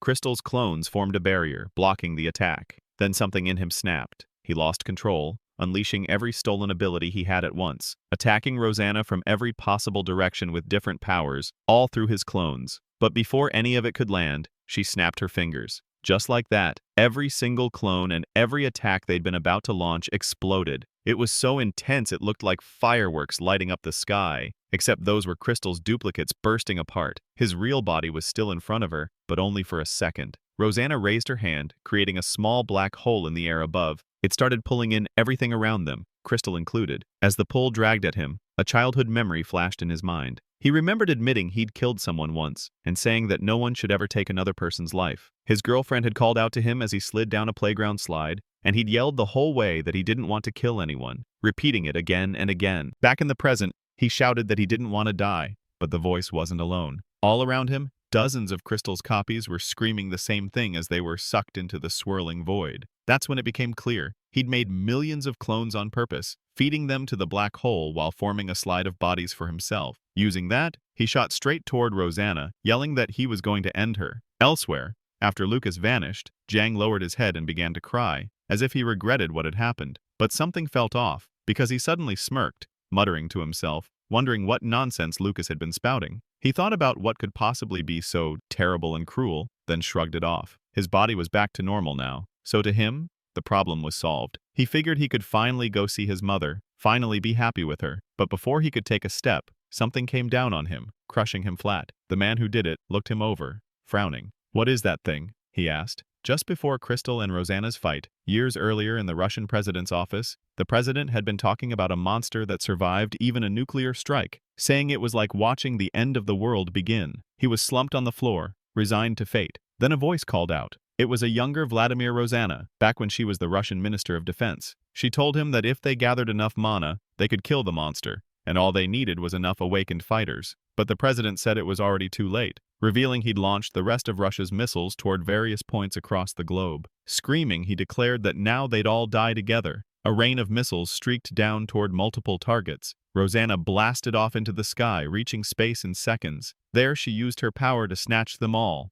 gathering them into one giant hand. But the missiles exploded, the shockwave rolling down to Earth, straight toward the Russian president's vantage point. Rosanna returned to the office, lightly injured, and looked at the pitiful state of the president. He begged her for help, something she almost seemed ready to give. Trembling, she apologized to him, then corrected herself, apologizing to her father instead, before activating her power and making him explode. A message came through right after, confirming Russia's indiscriminate missile launches. Because of that, the United States announced they'd wipe Russia out immediately for world peace. Rosanna shouted for them to stop, telling them she was the Russian Minister of Defense, that the president was dead, and that they were surrendering. But the man who seemed to be the US president just said, "Go to hell." Things only got worse. Rosanna's children suddenly appeared where she was. She told them she'd warned them not to come because it was dangerous, but they ran straight into her arms anyway, leaving her stunned. After that emotional pause, she called them by name, Medev and Elisa, kneeling down to promise she'd protect them no matter what. She pulled them close, holding them tight. Back in the present, she remembered that promise and looked Crystal in the eye, asking if he honestly thought he could lose to someone like her. She activated her power, but nothing happened. That's when it was revealed she'd already been killed by Crystal, long before the battle they'd just witnessed. He was already walking away, absorbing her powers as he left. Somewhere else, in a district where awakened Russian citizens lived, Rosanna's kids asked if American hunters could get to them. A woman reassured them they'd be safe and promised the hunters would return victorious. Her words lit them up. They proudly said they were awakened too, and swore they could fight. The woman smiled gently at Medev and Elisa, telling them everything would be fine, that the queen would protect them. But she never finished the sentence. In the next instant, her body exploded right in front of the kids. The entire residential area went up in flames and rubble. Standing there, in the middle of the destruction, was Crystal. The younger girl froze, staring up at his towering figure. He showed no hint of emotion, his face cold and unreadable. As Crystal turned and started to walk away, she stayed rooted in shock, watching him until his figure began to fade into the distance. But just before he vanished completely, Crystal thought of Jang's face. He stopped. After a moment's pause, he shook his head, activated his ability, and the little girl exploded where she stood. Somewhere else, the man who had landed on Jang looked down at him in confusion, asking what was going on. Jang's body started regenerating, but the man kicked him hard, sending him flying off the building. Jang clawed at the ground, dragging himself forward while calling desperately for his mother, only to be stomped down again. No matter how many times his body broke, Jiang regenerated, crawling forward over and over, still calling out for her. The man crushed his head once more, laughing and saying he found this little routine amusing. He repeated the cycle several times, smashing him down each time he got back up. Then the man tilted his head, noticing something strange about Jiang's healing. "That rhythm, it's like the sound of a cicada," he mused. Mocking him, he asked why a grown man was crying for his mom. That insult lit a fire in Jiang's chest. Glaring through the blood, he shouted back, demanding to know if the man didn't have a mother of his own, and cursed him. The man ignored the words, and with one brutal kick, sent Jiang flying straight into a red portal. On the other side, Jiang found himself back in the place he had once fought so hard to escape from. Meanwhile, Jiang's mother woke with a start somewhere else. "Where am I?" she asked, confused. She was told she was at the Hunter Association. As the building around her began to crack and crumble, they urged her to move to the annex bunker for safety. Suddenly, a hole tore open in the ceiling, and Jiang's body crashed down through it. The healer president turned sharply at the sound, spotting Jiang lying broken beneath a pile of rubble. His mother looked at him, her eyes going wide in absolute horror. Is that my son?" she whispered, frozen in fear at the monstrous figure before her. Inside the annex bunker, the healer president spoke gently. "How are you feeling now?" But she didn't answer the question. Still trembling, she repeated over and over, No, that thing, It can't be my son. The president stayed calm. He is your son, Jiang, 23 years old. There was an accident. He got stuck inside a blood gate. He escaped, but he underwent monsterification. Since then, he stopped the blood gate from exploding and has fought against hunters from all over the world. But no matter what he told her, she just kept crying. He stepped closer and said softly, everything he's done it to save you. The scene shifted back to Jiang,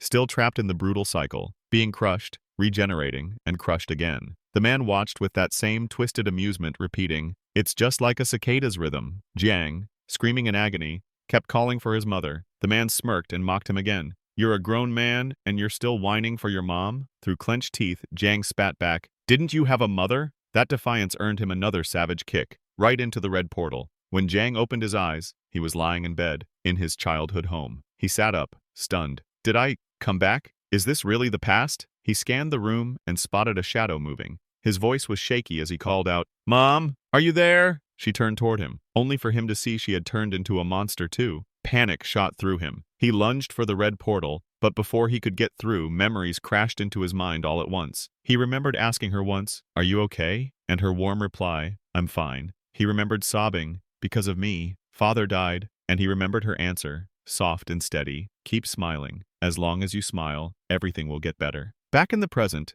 Jiang grit his teeth, enduring the pain of regeneration. His body reformed again, and he pushed himself forward, emerging from the red portal. His eyes locked on the man who'd kicked him. The man sensed the danger, but didn't move fast enough. Jiang, now fully monsterized again, launched himself at him, kicking him so hard he went flying. Look at what you've done, Jiang roared. I've become a monster again because of you. I just wanted to see my mom. It was my only chance. Why did you take that from me? His voice cracked with rage. The man scrambled back, trying to put space between them, but Jiang was relentless, charging at him. The man leapt high into the air to avoid the blow. Far away, in China, an ancient building loomed over the horizon. Inside, someone spoke up. That monster, he's on another level. Even America's Lucas lost to him. Can we even fight back? China's #2 SSS rank hunter, Ling Jue, scoffed. Absurd, she said flatly. Did you really think he'd lose to that thing? Back at the fight, Jiang closed in again, almost within reach. The man summoned a weapon, a spear that looked alive, pulsing with monstrous energy. Ling Jue continued, in China, we deal with gates fast because we've got so many hunters.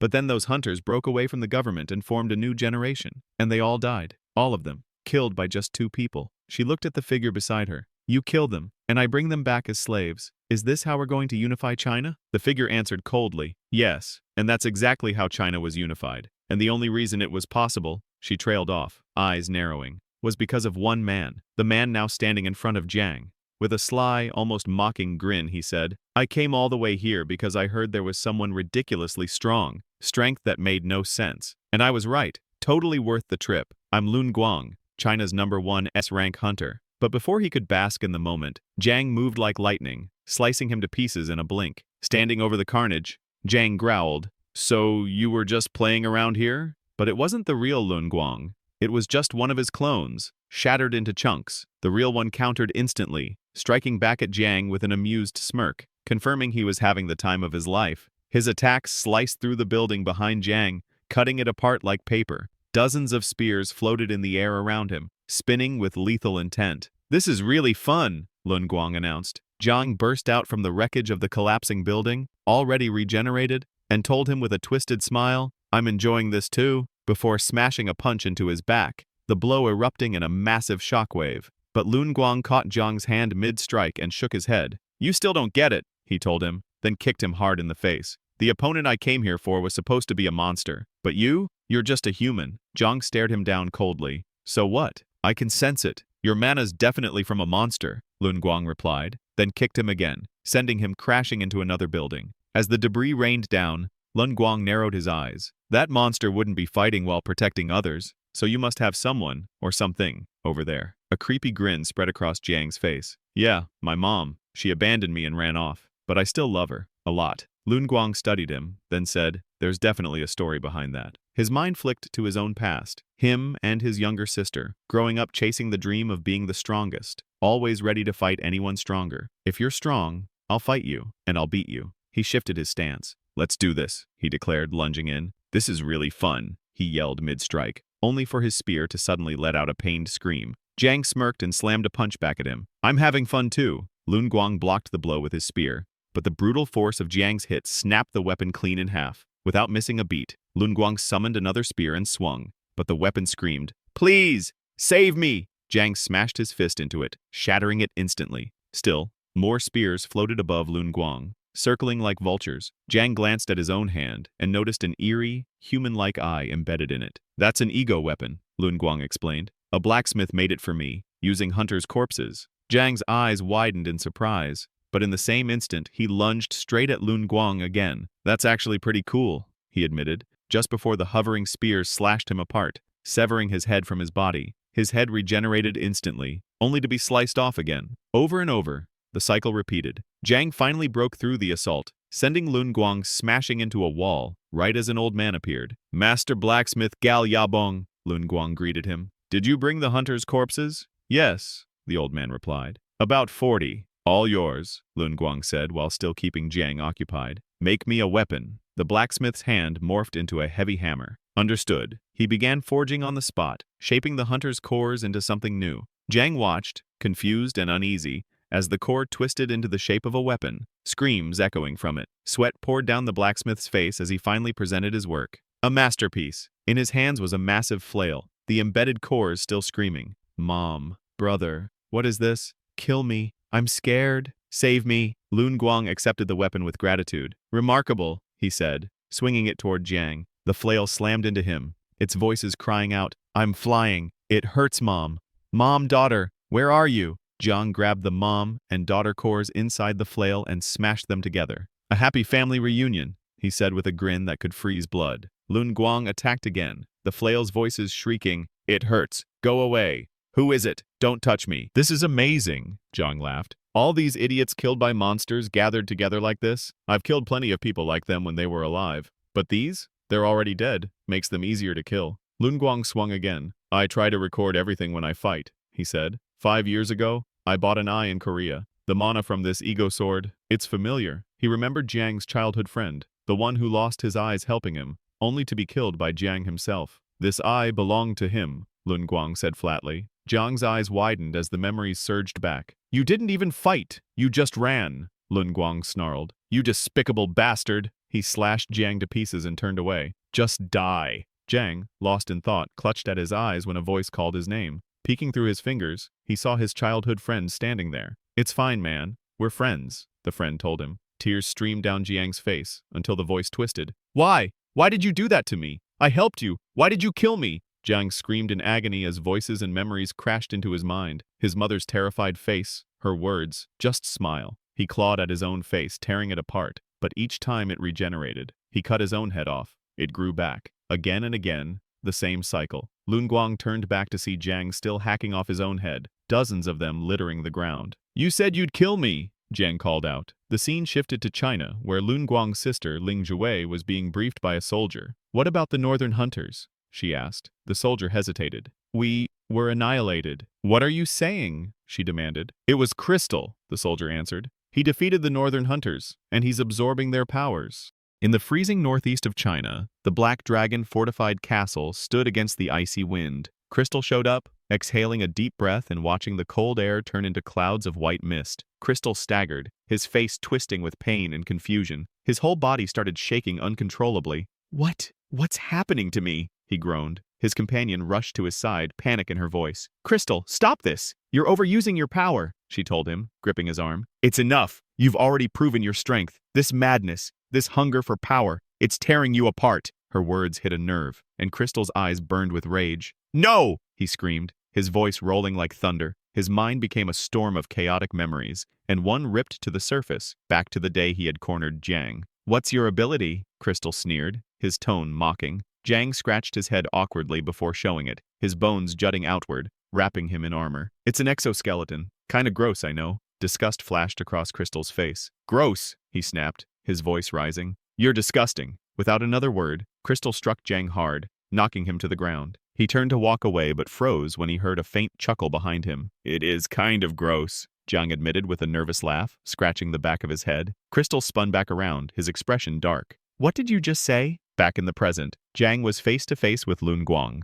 The fight exploded instantly. Lun Guang moved with lethal precision, his spear blurring as it sliced clean through Jiang's arm in one fluid motion. Before Jiang could react, Lun Guang followed with a relentless barrage of strikes. His spear became a whirlwind of destruction, cutting through flesh and bone. Pieces of Jiang's body were ripped apart, scattering like chunks of raw meat. Even as Jiang's body began piecing itself back together, Lun Guang didn't let up. He aimed his spear right at Jiang's freshly reformed eye, the blow smashing him into a nearby building so hard the whole structure collapsed, raining debris onto the street. Before Jiang could regain his footing, Lun Guang was already on him again, tearing into his flesh with unrelenting ferocity. The ground was painted red with what was left of Jiang's body. After a savage flurry of attacks, Jiang lay in ruins, surrounded by the shredded remnants of himself. Lun Guang stood over him, spear ready for the killing strike. Despite missing half his head, Jiang managed to grin, defiance burning in his eyes. Lun Guang hesitated only a moment before summoning even more weapons. They came down like falling stars, smashing into Jiang and blasting out a massive crater. When the dust cleared, all that was left was a single arm.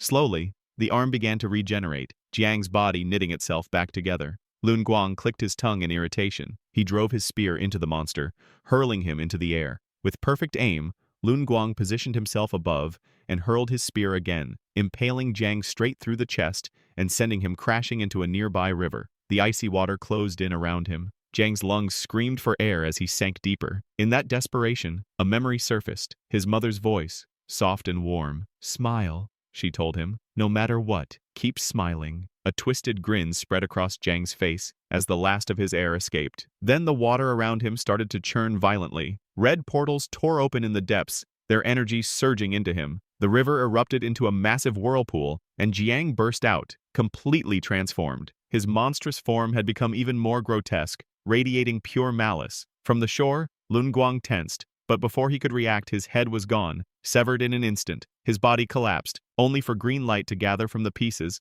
pulling his head and body back together. "You're fast," Lun Guang admitted, glaring at Jiang. "But let's see if you can handle this." Even without fully regenerating, Lun Guang attacked again. His spear slammed into Jiang, blowing his body apart in another explosion of blood and bone. But Jiang reformed almost instantly, ready to strike back. Lun Guang was ready for it. He unleashed a rapid chain of strikes, each one knocking Jiang higher and higher into the air, until the fight carried them beyond Earth's atmosphere. In the weightless void of space, Jiang's head separated from his body and plummeted toward Earth. The fiery re-entry made it glow like a meteor, that same grotesque grin still frozen on his face. Watching it, Lun Guang's expression softened for just a second. "Beautiful," he murmured. Meanwhile, back on Earth, Crystal had been captured. Lun Guang's sister, Ling Zhuwei, stepped toward him, her voice cold and sharp. "Was it you?" she asked, eyes narrowing. "Were you the one who destroyed my babies?" Then she turned her gaze on Crystal, realizing the truth. He was the one who had annihilated her living armors, her army of resurrected dead. Her tone turned mocking,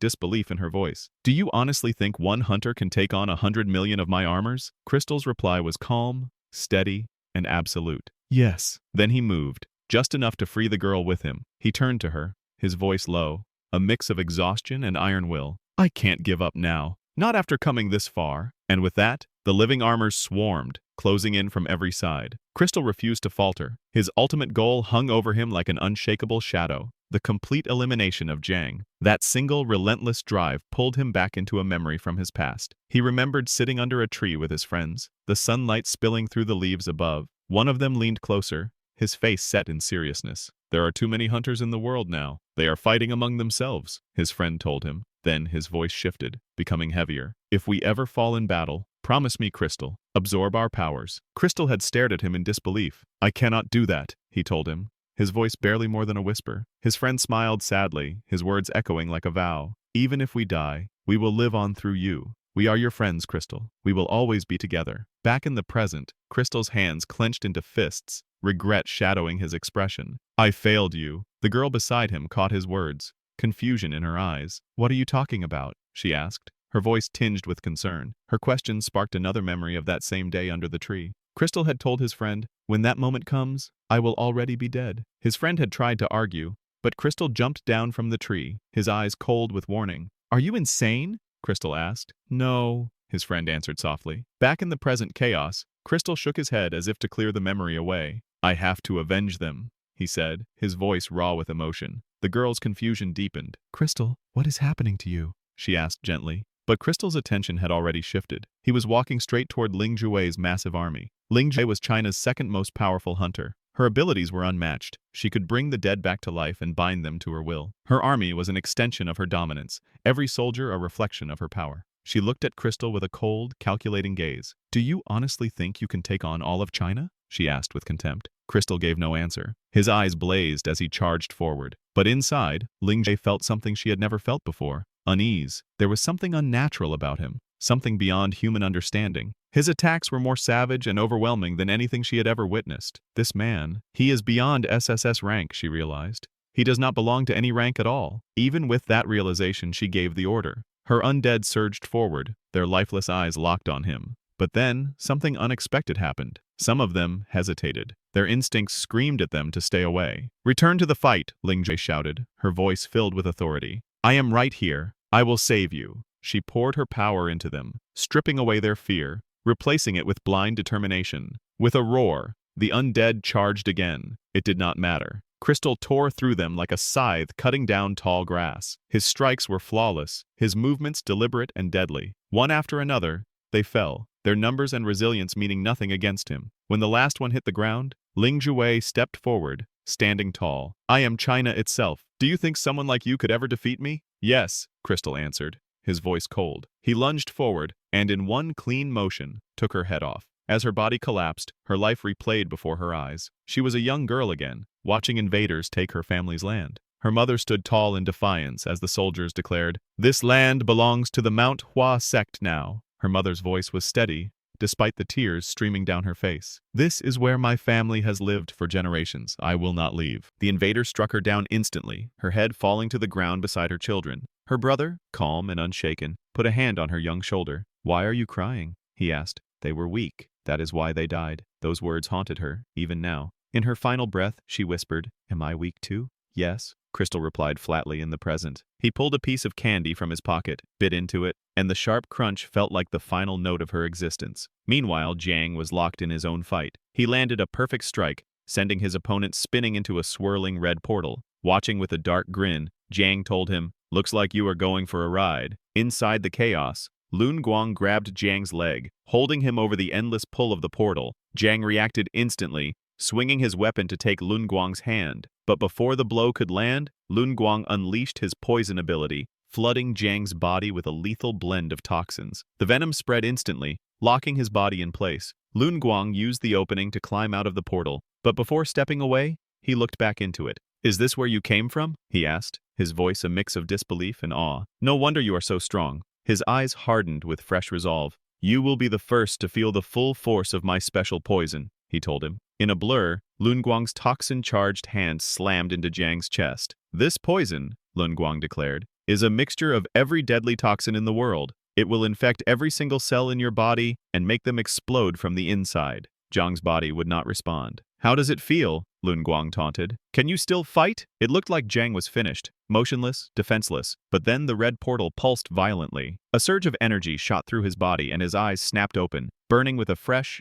almost feral intensity. With a guttural roar, Jiang lunged at Lun Guang, his power amplified by the portal's energy. The impact sent Lun Guang staggering back. As he steadied himself, a strange sensation washed over Lun Guang. Warmth. It was oddly familiar, almost comforting. For a brief moment, his mind drifted. He thought of his childhood, the sweetness of candy he had tasted for the first time, his father's warm smile, and the rush of his first victory in battle. But as the victories piled up, his second, his third, his fourth, each one began to mean less, blending into the billions he would eventually claim. Yet now, standing against Jiang, he felt something that surpassed all those hollow triumphs. Shaking the thought away, Lun Guang activated his power, unleashing a massive tornado of poison that tore across the battlefield. The storm was devastating, consuming everything in its path. It disintegrated both Jiang's and Lun Guang's bodies into fragments of flesh and raw energy. As the poisonous whirlwind raged, another memory surfaced for Lun Guang, this one of a woman who had once stood before him and confessed her love with complete certainty. Even then, he had felt nothing, questioning whether he even understood love at all. In his palace, surrounded by concubines, he had known only emptiness. One woman had broken that silence with a soft, almost bitter laugh.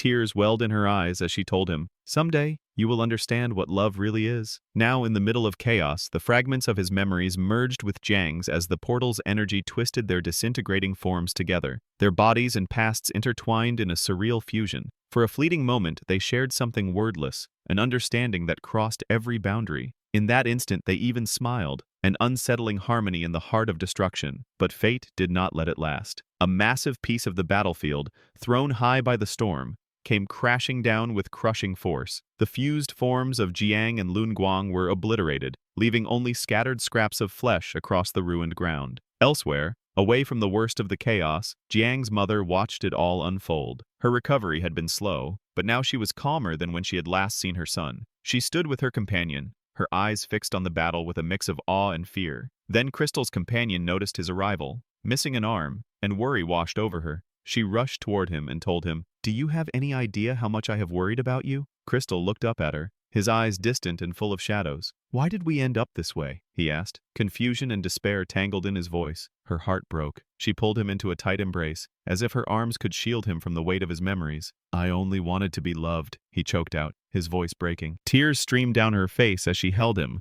feeling the rawness of his pain. But then something in the distance caught her eye, a figure moving toward them with deliberate slowness. Her heartbeat quickened. The figure extended a hand. The woman's voice caught in her throat. "Who is she?" she whispered. It was Hanami, holding a severed head in her hands, her face cold and resolute as she approached Crystal. Crystal's companion shouted, her voice cutting through the air.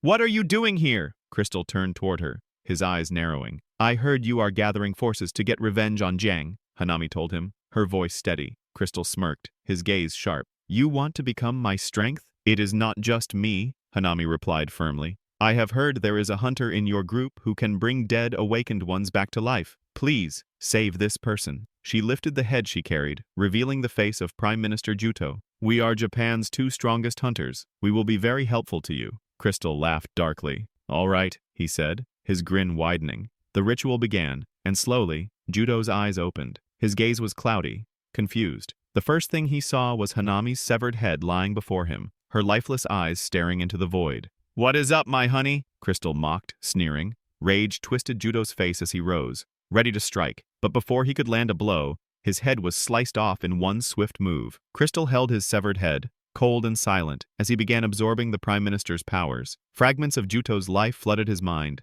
memories flashing in vivid bursts. Back at the battlefield, the fight between Lun Guang and Jiang raged on. Jiang's mangled body slowly pulled itself together as he walked toward Lun Guang. At the same time, Lun Guang's own regeneration progressed. Neither was fully healed, but both charged forward, smashing their heads together with a sickening crack. Blood sprayed, and yet both grinned through the pain. "This is really fun," they said together, their voices thick with shared madness. Lun Guang's mind drifted again, this time to his father, a stern but broken man who once stood over him, trembling with frustration. "Be strong," his father told him, his voice breaking under the weight of tears. "Be so strong that you never experience this humiliation again. Become strong enough to beat your own father." And in that memory, Lun Guang's fists clenched, his resolve hardened. And then, in the heat of that moment, he killed his father. His father's body crumpled lifeless to the ground. Ling Guang stood tall, striking a victorious pose, his voice cracking under the weight of triumph and disbelief. "I win!" he shouted, only for the realization to crash down on him that his father was truly gone. Back in the present, the weight of those memories crushed him. Ling Guang dropped to his knees in front of Jiang, bowing his head in defeat. "I admit it," he told him hoarsely, his voice laced with regret. "I have lost." Gal Yak Bong, the blacksmith, arrived at the scene. His hammer hand glinted ominously as he approached Lun Guang with a grim expression. "So you have finally been defeated," he told him flatly, his voice void of sympathy. He raised his hammer high, ready to end Lun Guang once and for all. But before the blow could fall, poison surged through his body, paralyzing him. Gal Yak Bong collapsed instantly, dead on the spot. Jiang looked around the battlefield. Everywhere there was bloodshed. Bodies were strewn across the ground, the earth slick with crimson. His face twisted with despair as he took in the devastation. Suddenly, a rod speared through Jiang's head. His body convulsed violently as he turned to see a heavily injured man glaring at him with pure hatred. From the ruins, the victims of the slaughter began to emerge, faces filled with rage and grief. They swarmed him, beating him without mercy. A truck roared through the chaos, running him over and leaving his body a mangled pile of flesh. "I cannot meet my mother now," Jiang whispered, his voice trembling with despair. A man stepped forward, a chainsaw in hand. "It is time to die," he snarled, moving toward Jiang. Through his fading vision, Jiang saw a familiar figure pushing through the mob. It was his mother. She forced her way forward, desperate to reach him. "Mother!" Jiang cried out, his eyes filling with tears. But just as she reached him, someone in the crowd threw a stone, striking her in the head. She crumpled to the ground, blood streaming down her face. Jiang's world collapsed. Tears poured down his face as he screamed, his voice raw with pain and fury. Meanwhile, after Cryostal absorbed the memories and powers of the strongest hunter in Japan, his mind became a storm of disconnected thoughts. He began repeating conversations that the hunter, whose abilities and life he had just taken, had once had. His companion, seeing him distracted and drowning in these foreign memories, began to approach. As she moved closer, she activated her own power and quietly apologized, considering sealing him again. She did not want to lose him. That moment sparked something in her mind, a memory from her childhood, inside her home. She had witnessed a man cursing her mother while beating her, blaming her for everything wrong in his life. Her mother clung to his leg, begging for mercy. That was when Yeju revealed that her mother was autistic, which had closed off all help from people and even from awakened hunters. The inability to control her powers had led her to eliminate her husband in an instant. Because of her mental instability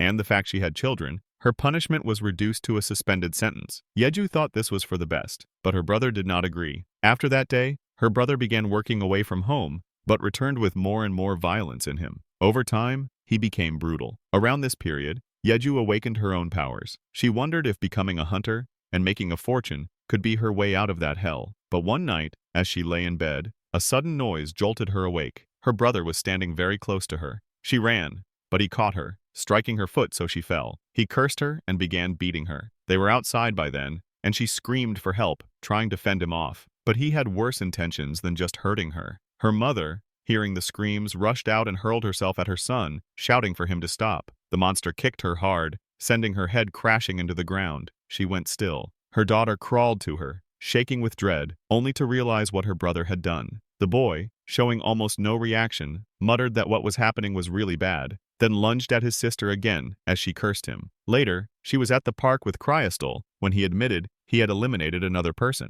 He asked how many more he would have to kill before it all ended, revealing how much he hated his own ability and the parents who forced him to use it. That was when Yeju told him she had awakened her powers too, claiming she could control her magical energy and keep it contained. He asked if it was true, but before she could answer, he told her that before doing anything else, he wanted her to eliminate one more person. With his face swollen from recent beatings, he made his way to Yeju's house and knocked. The young man inside opened the door, asking about his sister, who had not yet returned home. Cryostal wasted no time. He drove his diamond sword through the young man's body, killing him instantly and absorbing his memories. This left Cryostal unsettled, especially when someone called to him. It was his brother, demanding to know what he was doing. As he spoke, his ability activated, and a chain materialized around Cryostal's neck, tightening and choking him. "Have you not had enough?" his brother demanded. "Has the killing not been enough for you?" Without his brother noticing, Yeju activated her ability and tried to attack, but Cryostal's brother grabbed her arm before she could finish. Seeing this, Cryostal hurled himself at his brother, throwing him off balance, and fall he did. That moment was seized by his friend, who quickly placed her hand on him and activated her ability, beginning to seal his powers. Cryostal could only watch as the chains around him began to vanish. Before his brother could speak, Crystal apologized and conjured a massive diamond stake, piercing the body that had once been her brother. Both of them stood there afterward,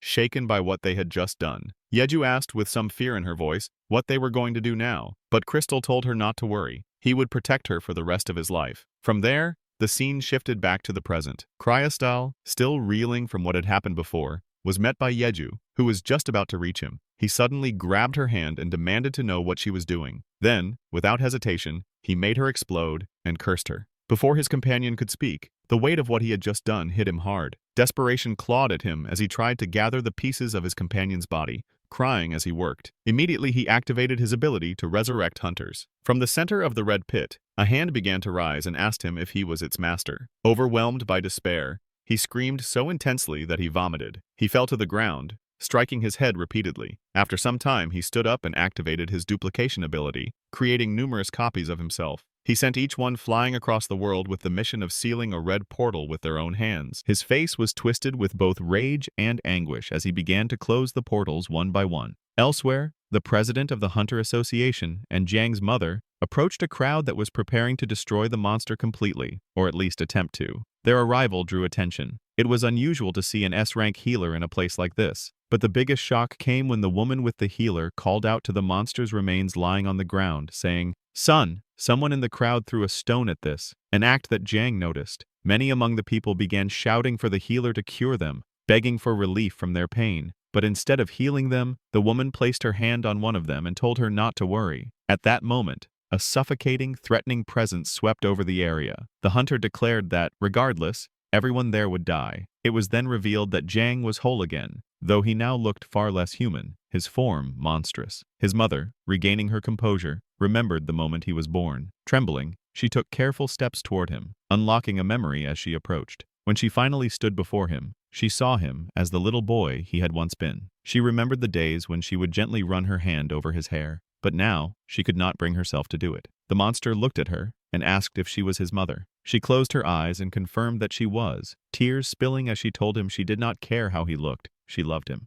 Right after she said this, hands gripped both sides of her face and tore it apart as if it were nothing. Cryostal had done it. Unlike before, when he had attacked her, this time he completed the kill and did it right in front of her son. Her son had no chance to react before Cryostal severed his head as well. The crowd erupted in praise for Cryostal of the Kumkong Guild, relieved that he was still alive. At that moment, Cryostal informed them that he had closed every portal in the world, and that what stood behind Jiang was the final one. Right then, Jiang began regenerating, but Cryostal used his abilities to push him toward the red door. With one last look, he said goodbye to Jiang, who fell back into the portal, tears in his eyes. The people celebrated Cryostal victory as he sealed the portal. Inside that dimension, Jiang fell to the ground, the memory of Cryostal killing his mother and shutting the red portal burning in his mind. Almost instantly, the monsters inside swarmed toward him. The creatures attacked relentlessly. Jiang fought back with everything he had, cutting down each one with a face full of rage and pain. Every movement was steeped in desperation, his will to live sharpened by fury. When more monsters appeared, Jiang slipped and fell. He looked up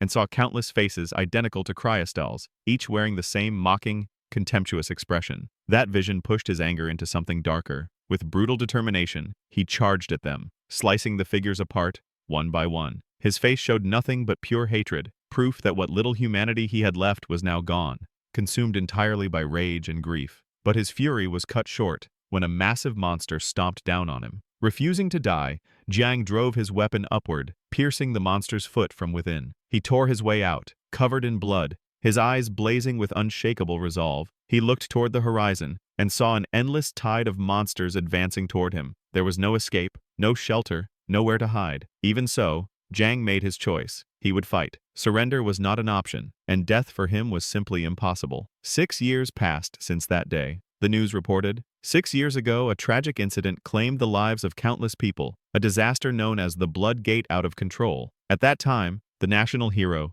the hunter Cryostal, saved many lives, earning the admiration of the nation. Hearing the broadcast, Cryostal's expression darkened. Rage surged through him. He grabbed a diamond stake and smashed the television without hesitation. 2 beautiful women were in the room with him. One of them, startled by his outburst, dared to ask why he was acting that way. "Be quiet," he told her sharply. The other woman, visibly uncomfortable, softly commented that he was too cold and distant. Those words seemed to ignite something deep inside him, awakening a fury that had been buried for years. Without hesitation, he activated his power. Painful memories of what had happened with his only friend flooded his mind, and his rage triggered a horrifying result. The woman who had made the comment exploded violently, drenching everyone in thick red liquid. The other woman, horrified by what she had just witnessed, screamed desperately and ran from the room, calling for help. In the middle of that chaos, a new figure entered the scene. It was Sim Jion. With a steady, determined gaze, she approached the hunter and firmly told him that acting this way would solve nothing. Her tone, though soft, carried an authority that seemed to ease the tension just slightly. Without slowing her pace, Sim Jion walked right up to him, showing no fear, and climbed onto the bed where he was lying, his face carved with rage and pain. In a low but unwavering voice, she told him that the only person who could heal him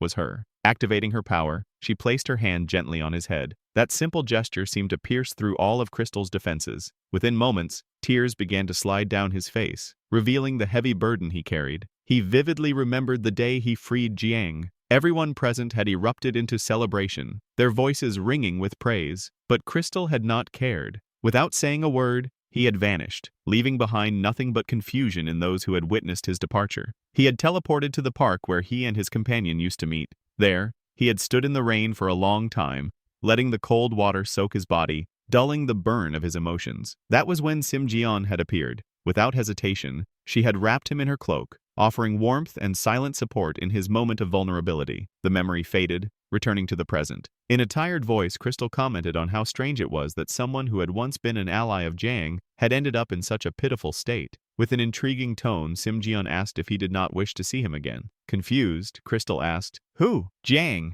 Simjian answered without hesitation. The words stunned him completely. Then Simjian added coldly that 6 years ago he had killed Jiang's mother in front of him. Not only that, he had not even fought Jiang afterward. He had simply thrown him into the red portal and closed it, sealing his fate. Curiosity flickered in her voice as she asked if he had been afraid of the monster who eventually went on to eliminate every S-rank being. The question enraged him. He almost lunged at the healer, grabbing her forcefully. He admitted through gritted teeth that yes, he wanted to see Jiang again, to destroy him completely. He also revealed that this was why he had tried over and over to open the red portal again, curious to see if Jiang was still suffering. But every attempt had failed. Simjian, calm and almost unsettling, told him that she had something interesting to share. She explained that, according to the laws of the universe, the world operates in cycles, entering states of destruction. During these periods, something known as the gate appears. One such gate, over time, had connected to hell itself. That was what they called the Blood Gate. She reminded him that he had thrown Jiang into hell, but warned that the administrator of that place would eventually find him. She told him that he would see Jiang again soon. The words left Crystal shocked and unsettled.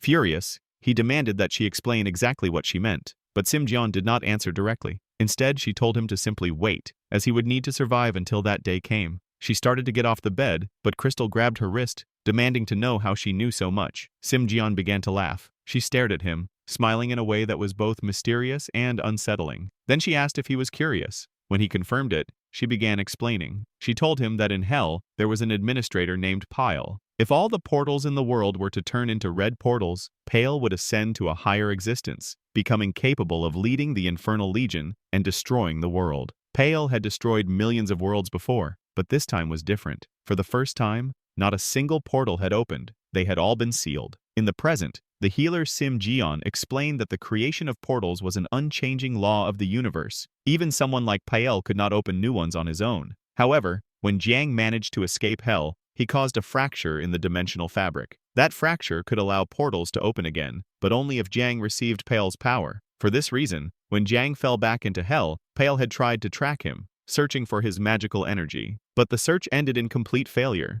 because Jiang was no longer the same. He had transformed into a demonic beast and taken on a completely new identity. After 6 long years, Pyle finally found him. At that moment, the sky turned a deep burning red, as though heralding a monumental event. The healer laughed faintly, her expression a strange mix of irony and acceptance of what was unfolding. Crystal watched with a deep frown, studying every detail of the scene in silence, as a deep and jagged crack formed in it. The crack glowed with a pulsating crimson light, and from it, a red portal emerged. From that portal came Jiang, or at least, something that used to be him. His form was barely recognizable, his essence twisted beyond repair. He was now a distorted shadow of his former self. The instant his eyes met Crystal's, a tense silence filled the space, heavy with anticipation. Crystal did not hesitate. He seized the fraction of a second he had, activating his powers. His body multiplied instantly, blurring into an army of clones. The atmosphere shifted abruptly. The air grew heavy, the pressure almost crushing,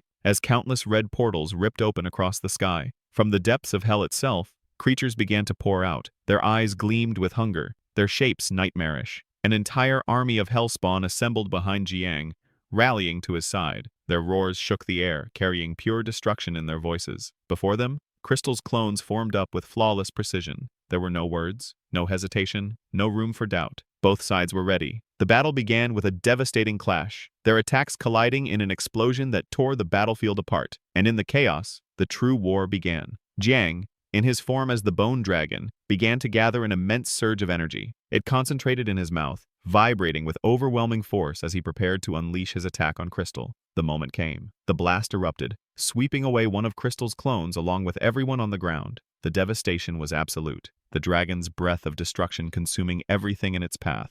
But from a distance, another crystal was watching. His expression was set, his resolve unshaken. Activating his diamond powers, his body became encased in a resilient crystal line armor. Under Jiang's watchful eyes, the blue-haired crystal summoned a majestic diamond dragon. With a roar, the creature took flight, streaking toward the bone dragon with staggering speed. At the perfect moment, Crystal used his momentum to charge his enemies, wielding a diamond staff. With a swift, precise strike, he hit Jiang directly, igniting a fierce battle between them. The fight did not stop there. Blow after blow, their clash intensified, until in mere moments they were hurled beyond Earth's atmosphere, into the endless void of space. Their duel was so violent that it tore into unexpected places, leaving destruction in its wake and threatening countless innocent lives. Colossal impacts scarred the terrain, stirring echoes of old battles Crystal had fought in the very same place. But the chaos only deepened. From the horizon, multiple red portals split open above Earth.